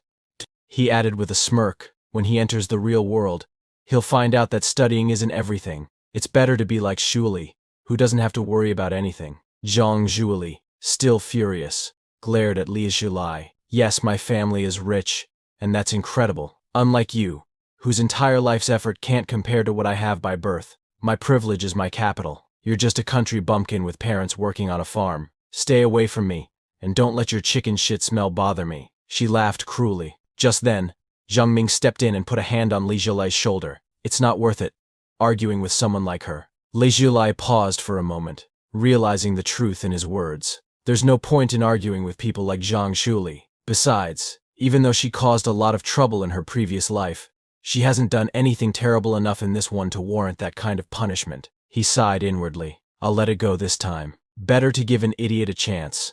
Li Zhulai knew deep down that people like Zhang Shuli would never change. People like her always take shortcuts to achieve their goals. No matter how many times they fail, they'll repeat the same mistakes, he thought to himself. I'm just waiting for her to mess up again so I can crush her without hesitation. Li Shulai stepped closer to Zhang Shuli and said, your father is rich, sure, but he's just a 5 millionaire. Just a small-time wealthy boss in Hangzhou. The yellow-haired boy was shocked and blurted out, 5 million. Isn't that impressive?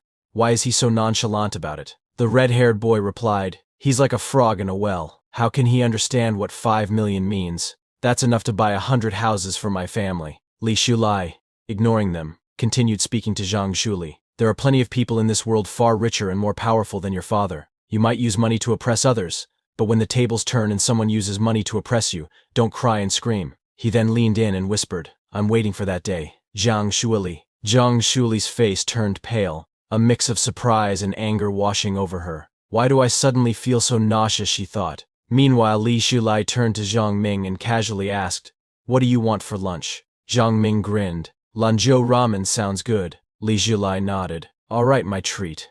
Zhang Ming, still buzzing with excitement, said, Brother Zhiyu, you were so cool just now. I'm so pumped. What you said was amazing. And forget manners, I'm definitely getting 2 extra slices of beef in my ramen. Furious, Zhang Zhuli shouted. What the hell are you pretending to be? She charged at Li Zhulai, aiming to slap him. But Li Zhulai dodged effortlessly, grabbing her wrist in the process. Girls shouldn't shout about fighting and killing, Li Zhulai calmly told her. Be careful, or you'll mess up your hormones. Enraged, Zhang Zhuli tried to kick him, but somehow, she ended up bouncing backward toward the red and yellow-haired boys. The onlookers were stunned, and whispers quickly spread throughout the crowd. What just happened? One student asked, confused. It looked like Zhuli wanted to slap Li Zhulai, but he moved so fast. How did Zhang Zhuli fall like that? Another student added. The red-haired boy rushed over to help Zhang Zhuli up. Are you okay? He asked. The yellow-haired boy noticed she seemed dazed. Zhang Zhuli, on the verge of tears, was still wondering what had just happened. Later, back in the boys' dormitory, Zhang Ming couldn't stop smiling. Brother Zhu, you were so cool just now. You left without showing off, but didn't you see Zhang Zhuli's face? She was pale. She doesn't even know her own limitations. How could she look down on others like that in front of you? But then, curious, Zhang Ming asked, did you secretly learn Qigong or something? How did Zhang Zhuli get bounced back so far so fast? Li Zhulai smiled and replied, if I told you I don't know either, would you believe me? It was strange. Zhang Ming looked disappointed. Do you expect me to believe that? Li Zhulai laughed.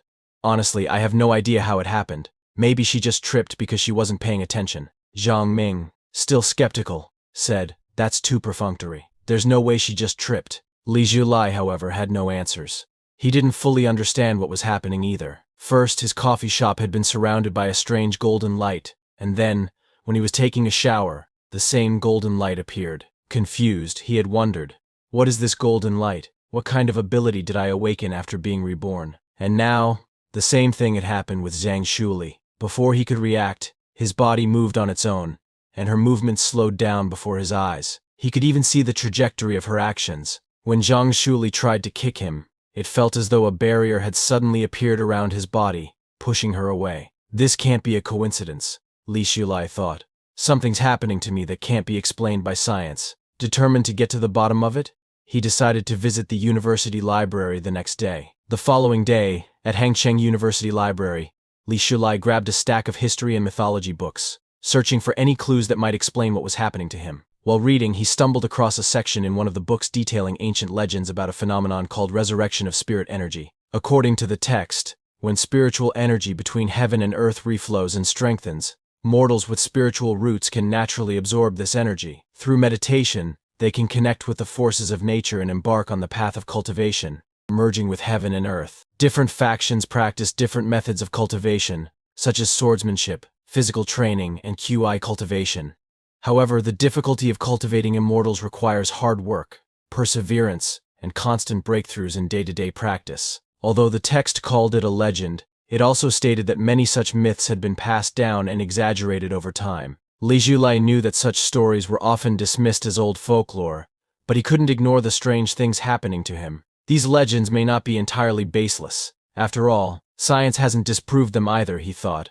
Perhaps I am one of these so-called individuals with spiritual roots. Maybe there really are hermits and hidden masters practicing silently in corners of the world. Returning the books to the shelf, Li Zhulai left the library, deep in thought. I don't know if the revival of spiritual energy started after my rebirth, but regardless, this is my opportunity. I have to seize it. That evening, he decided to try practicing. The next day, at 6 in the morning, Li Zhulai headed to the park. He had read on the internet that early morning, when the sun rises, is the best time to practice.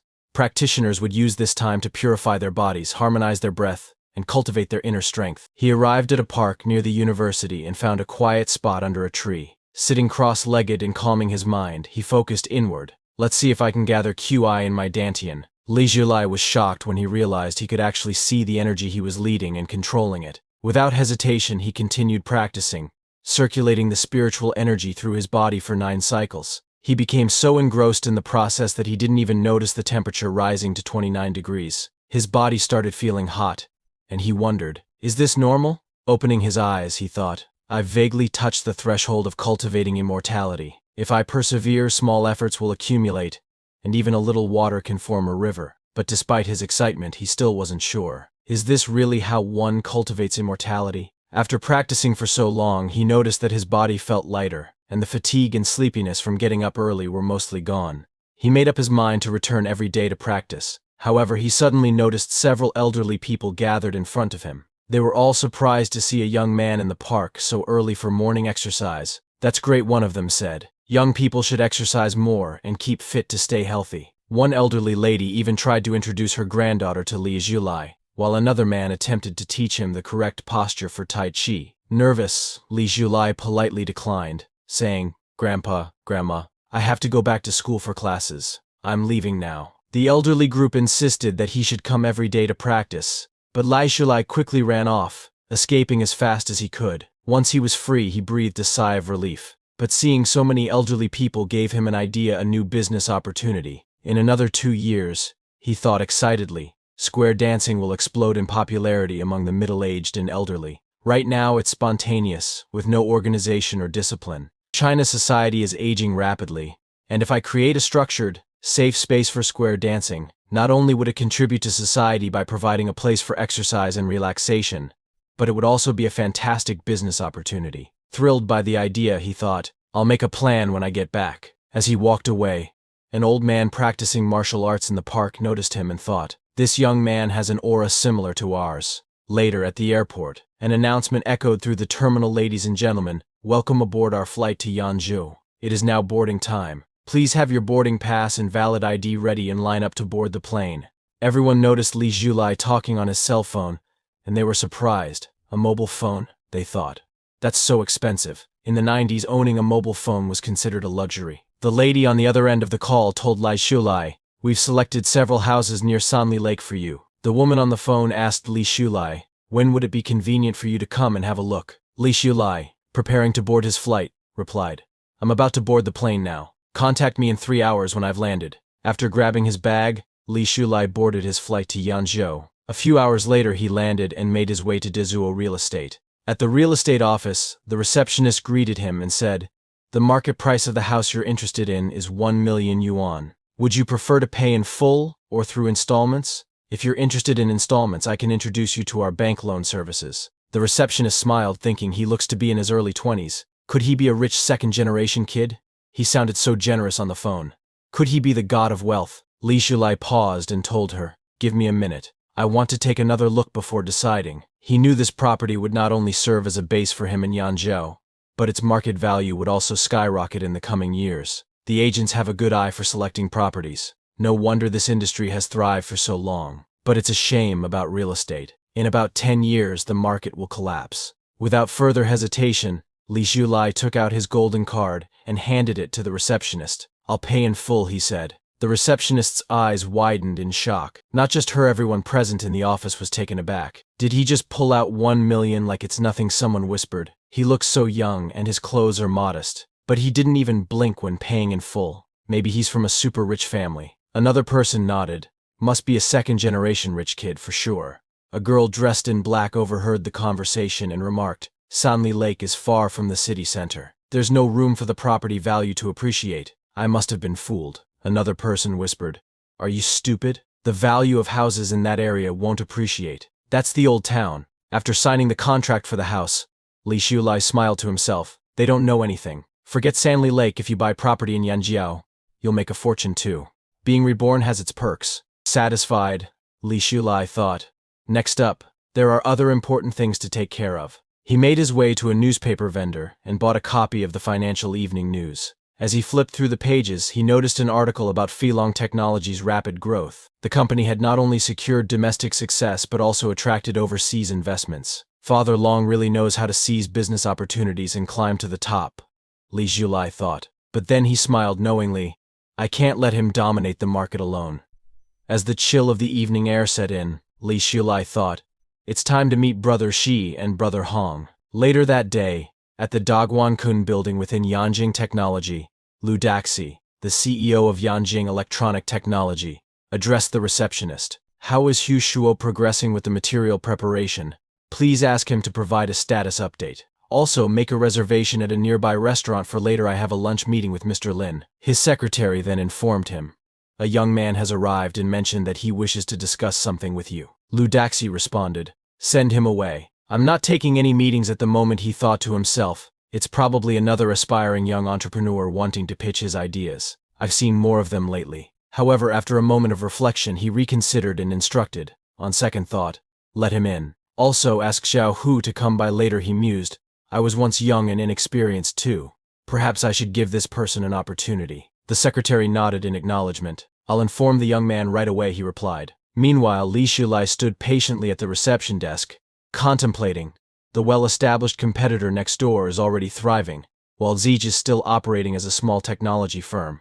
It's no easy feat to fall behind at the start and still manage to stay competitive. The secretary approached Li Shulai with a cup of tea and politely said, please wait for a moment. Mr. Lu will see you shortly, once he has concluded his current tasks. As Li Shulai waited, he noticed Lu Daxi on a phone call. You might not be fully aware of the potential market for chain stores in China, Lu Daxi was saying. With the country's rapid economic growth and the rise of the internet, demand for its products and services is increasing exponentially. This is the ideal time to expand into the market. However, the individual on the other end seemed distracted and uninterested in the conversation. Lu Daxi concluded, let's schedule a meal for another day, and I'll explain everything to you in detail. He ended the call and turned his attention to Li Shulai, noting, so this is the young man. He seems sincere enough. Approaching him, Lu Daxi asked, are you here to apply for a position? Yanjing Technology is not currently in the process of expanding its workforce. Li Shulai stood and calmly responded, no, I'm not here for a job application. Slightly intrigued, Lu Daxi asked, then may I ask the purpose of your visit? Li Shulai, fully aware that Siege's recent plans to open a chain store were doomed from the start, reflected on the situation. It wasn't just the market limitations that posed a challenge in a few years. The spread of an epidemic would further complicate matters. His entire strategy would likely collapse. However, such external and uncontrollable factors could not be openly discussed. He realized that the approach he took with Siege had to be different from how he handled things with Yang Filong. Siege seemed uncertain and confused, unlike Lao Yang, who had been easily motivated with just a few words of encouragement. To earn Ziji's trust, Li Shulai knew he would have to be direct and address the core issues.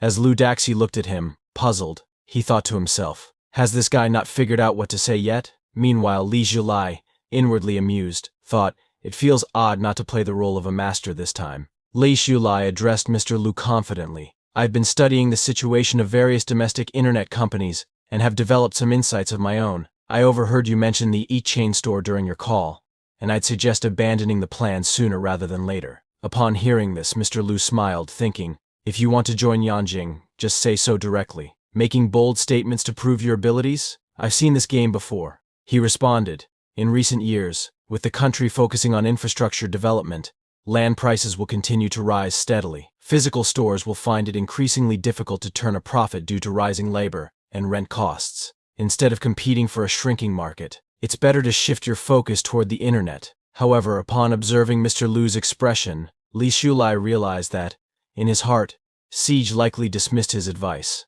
Yet outwardly, Mr. Lu maintained a respectful demeanor, as if appreciating Li Shulai's insights. Siege shook his head and said, you're only seeing the surface, not the core. While physical store costs have increased, the profits from its chain stores are more than enough to cover those expenses. Mr. Lu continued, you have no idea how popular the Yanjing counters are. As long as the brand Yandong is associated with it, there will be long queues. Young people like you haven't experienced the ups and downs of the industry. It's not enough to just theorize, you need practical experience. Practice is the only way to test the truth. Opportunities are fleeting. Successful people achieve their status because they know how to seize the moment. If you're too timid, you'll never accomplish anything. That said, I do admire your courage to come here and say these things. Li Shulai smiled inwardly, thinking, yes, practice is the ultimate test of truth, but I've activated the Rebirth cheat. With newfound confidence, Li Shulai responded, I have one more piece of advice for you, Mr. Lu. E-commerce will only truly rise to prominence if it controls its own logistics. One day you'll understand exactly what I mean. Mr. Lu laughed and said to Li Shulai, you're quite an interesting young man, even bolder than I was back in my day. However, his face turned serious as he added, confidence is good, but no matter how fearless you are, reality will teach you a lesson. Li Shulai remained unfazed and confidently responded, then just wait and see. He handed Mr. Lu his business card and said, if you ever need my help, you know how to contact me with that.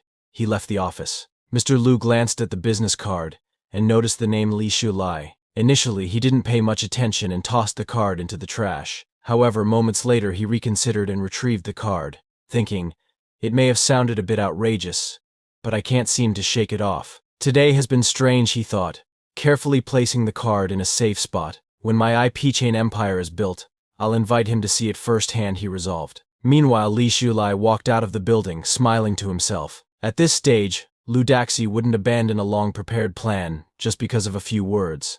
But once he faces setbacks and realizes his mistake, he'll come looking for me. Let him be humbled by his ignorance, Li Shulai mused. As both men pondered their encounter, Li Shulai's thoughts shifted to his next target, Qiandu. After securing both Mr. Lu and Yang Filong, he was ready to move forward with his plans. Sometime later, at Hengqing University, in the boys' dormitory, Zhang Ming greeted Li Shulai enthusiastically. Hey, it's great to see you again. Where did you disappear to over the weekend?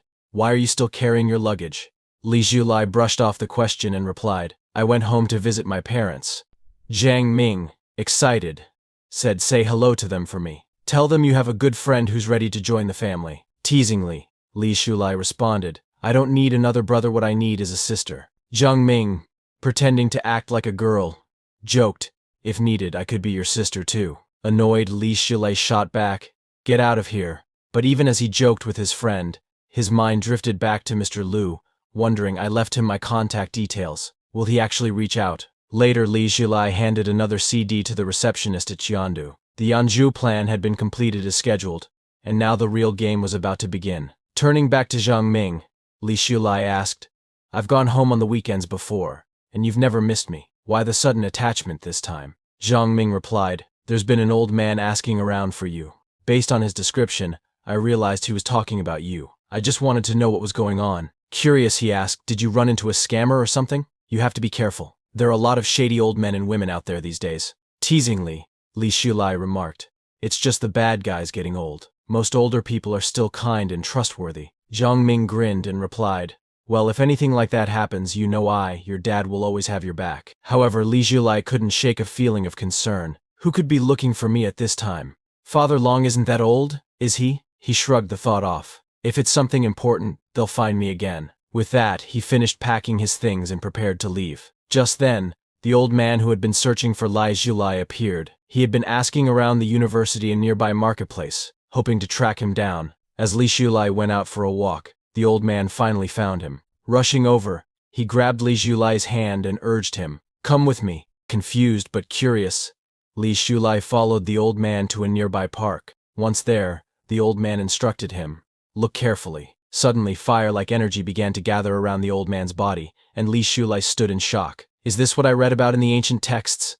The old man then shouted, focus your energy and center your mind. Although the technique wasn't overwhelmingly powerful, it was strong enough to cause the leaves on the surrounding trees to fall. Li Shulai, trying to remain composed, thought, the dignity of the elders should be respected. The old man, somewhat embarrassed, asked, did you understand what I was trying to teach you? Li Shulai, now deeply intrigued, thought, this blazing energy, like a raging fire, shows that this man has been practicing for a long time. Then, it hit him, is this man an immortal cultivator? He quickly pieced it together. It's not that the spiritual energy in this world is reviving, but that there are already many hidden masters practicing in secret. I didn't have the qualifications or opportunity to join them before. Deciding not to reveal his inexperience, Li Shulai thought, I'll just play along and act knowledgeable. Meanwhile, the old man was having his own internal revelation. I've met countless people, but this young man's essence is the purest I've ever encountered. I've struck gold. If my granddaughter marries him, the Zhang family's future will be secure. Feeling a bit nervous, Li Shulai asked, what exactly do you want me to do? His thoughts raced. Is this like the novels? Is something off here? With a serious expression, the old man asked, are you currently seeing anyone? Li Shulai was stunned. That's what he wants to ask me. He thought to himself, this is the first time I've met a real-life immortal cultivator, and instead of talking about the spiritual world or discussing the mysteries of cultivation, he's asking me about my dating life? Realizing the situation, he thought, wait, is this old man setting me up for a blind date? Nervously, Li Shulai replied, what kind of relationship could a serious person like me have? I have to go to class soon, so I'll be leaving now. But before he could move, the old man stopped him, saying, my granddaughter is smart, clever, considerate, and beautiful. She attends your school. I'll call her over right now. Li Shulai felt a sense of unease wash over him. Am I in serious trouble here? The old man, wasting no time, dialed his granddaughter at lightning speed. Li Shulai, Noticing the strength of the old man's grip, thought, this man is indeed a cultivator. His strength is incredible. Meanwhile, on the other end of the call, the old man's granddaughter picked up asking, Grandpa, did you come out of seclusion? Do you miss me? The old man, now slightly awkward, looked at Li Shulai and said, Ning Ning, don't accuse me wrongly. I think about my precious Ning Ning every day. Look, your grandpa came to your school today specifically to see you. Come find me quickly. Ning Ning, surprised, asked Grandpa, why didn't you tell me earlier? I just promised to go shopping with my classmates. Now I'll have to cancel on them. Her grandfather quickly reassured her, I've brought you lots of delicious food and beautiful clothes. You can share them with your classmates later. Come here now. Reluctantly, Ning Ning agreed and told him she would be there soon. As soon as the call ended, Li Zhulai tried to excuse himself, saying, I won't intrude on the venerable and his granddaughter's family time. I'll head to my class now. However, the old man grabbed him by the shoulder and said, just wait 10 minutes. You're single anyway, so why not at least meet my granddaughter before making any decisions? Li Shulai, feeling trapped, thought, I don't have time for this. The old man insisted, my granddaughter is not only beautiful, but she's also very filial to her elders. She's truly one in a million. I guarantee you'll be impressed. Trying to remain polite, Li Shulai responded, I am currently focused on my cultivation and have no interest in my personal life. No matter how exceptional the venerable's granddaughter may be, I am not interested. Both the old man and Li Shulai were locked in a tug of war, trying to convince each other. The old man, observing Li Shulai's calm demeanor, thought, this young man not only has excellent qualifications, but also strong self-control. At this age, it's rare to see someone remain so composed in the face of potential romance. Despite Li Shulai's attempts to leave, the old man held onto him tightly, grabbing his leg and pleading, I have plenty of resources. Please understand an old man's wish to have grandchildren and live a peaceful family life. However, Li Shulai,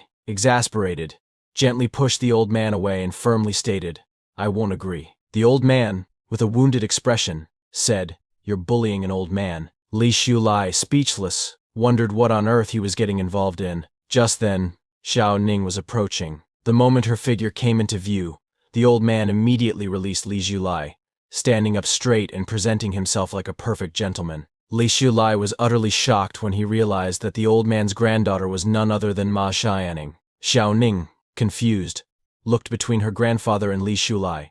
Grandpa, what's going on? Why is Li Shulai with you? She glared at Li Shulai, shouting, why are you so shameless? Since you couldn't win me over, now you're targeting my family. Li Shulai quickly tried to explain, chasing Xiaoning. There seems to be a misunderstanding. The old man also attempted to calm his granddaughter down, but Xiao Ning interrupted, saying, this person's behavior is practically harassment. I've already rejected him, but he keeps pestering me. Why go to such lengths? Plotting against my family will only make me hate you even more. She turned to her grandfather, asking, Grandpa, did he bully you just now? A college student bullying an elderly person, how disgraceful. Li Shulai, visibly frustrated, responded, Ma Xiaoning, you've been talking to yourself for a while now. Have you had enough? None of what's happened here is my fault. The old man chimed in, agreeing with Li Shulai. Ning Ning, this young man didn't do anything wrong. I was just tired of standing, so I lay down to rest, although inside, he was secretly pleased that such a promising young man had once had a crush on his granddaughter. But Xiao Ning wasn't convinced. She said firmly, Grandpa, you don't have to be afraid of him. I'm here to protect you. Her grandfather, exasperated, said, Ning Ning, you owe him an apology. You've misunderstood this good young man. Shocked, Xiao Ning exclaimed, him, a good young man. Li Shulai, crossing his arms, replied sarcastically, yes, it's me, your Model 3 good youth, is that okay? Her grandfather continued, I'm serious, Ning Ning. Apologize to Li Shulai. Fuming, Xiao Ning snapped back, apologize to him. That's impossible. Her grandfather, now losing his patience, shouted, Ning Ning. Tears welled up in Xiao Ning's eyes as she cried out, Grandpa, you came all the way to my school just to be mean to me. I don't want to deal with you anymore. With that, she turned and ran away. Her grandfather tried to stop her, but it was already too late. He sighed, muttering, this child has no sense of propriety then. With a small smile, he turned to Li Shulai and said, there must be some misunderstanding here. I'll speak with her when I return home. It seems this matchmaking won't work out. Li Shulai, having witnessed the chaotic scene, asked, so, can I leave now? But the old man stopped him, saying, hold on. I can tell you've just begun practicing. There's no need to be so on guard around me, afraid of exposing your foundation. Upon hearing this, Li Shulai was stunned. The old man calmly explained, in the eyes of practitioners, Unless one deliberately conceals their cultivation, it is transparent. By observing your true essence, we can easily discern your level of cultivation. He continued, matchmaking was secondary. My primary reason for approaching you is to establish a relationship, though you've only recently begun practicing. Your true essence is exceptionally pure. This indicates that you have a unique physique and extraordinary talent traits that make you an excellent candidate for cultivation. Upon hearing this, Li Zhulai realized that his rebirth had likely tempered his qualifications. It seems that if they find someone with potential, they'll try to match them with a cultivator, he thought. Noticing Li Zhulai's contemplative expression, the old man smiled. You're still hesitant to discuss anything related to cultivation, which shows your cautious nature. In the world of cultivation, vigilance is a virtue. If you're not careful, you might fall victim to those who kill for treasures. I also suspect you don't have a master and that you've learned everything on your own. I admire your character and am optimistic about your aptitude and understanding. Given time, you will undoubtedly achieve greatness. I simply wish to meet you while you're still humble, so that when you rise to success, my Zhang family can benefit from the relationship. With a smile, the old man thought, it seems I've convinced him. Time to make my next move. He then told Li Zhulai, there's a practitioners' conference this week, held at Chungjun Temple on Laojun Mountain. As a show of my sincerity, I will introduce you to my senior sister when the time comes. While I, as an expert at the third realm, cannot make further breakthroughs and may not be able to guide you, my senior sister is one of the most powerful individuals in the world. Becoming her disciple would guarantee your rise to the top. Li Zhulai's curiosity was piqued. In the real world, the third realm is considered a master. Though the old man's methods seemed a bit unorthodox, Li Zhulai appreciated his honesty and open intentions. He's someone I can befriend. Besides, navigating cultivation alone is like a blind man crossing a river. It's wise to seek guidance. In Li Zhulai's eyes, Zhang Keiyang's accomplishments were already impressive, and his senior sister must be a wise, white-haired master from whom he could learn a great deal. Well, Li Zhulai said thoughtfully, since you're being so sincere, it would be impolite of me to refuse. If your excellency intends to help me, I will repay your kindness with gratitude someday. Finally, after all his effort, the old man successfully persuaded Li Zhulai. As for Xiao Ning, the old man thought to himself, we'll need to handle that situation carefully to avoid any lingering issues.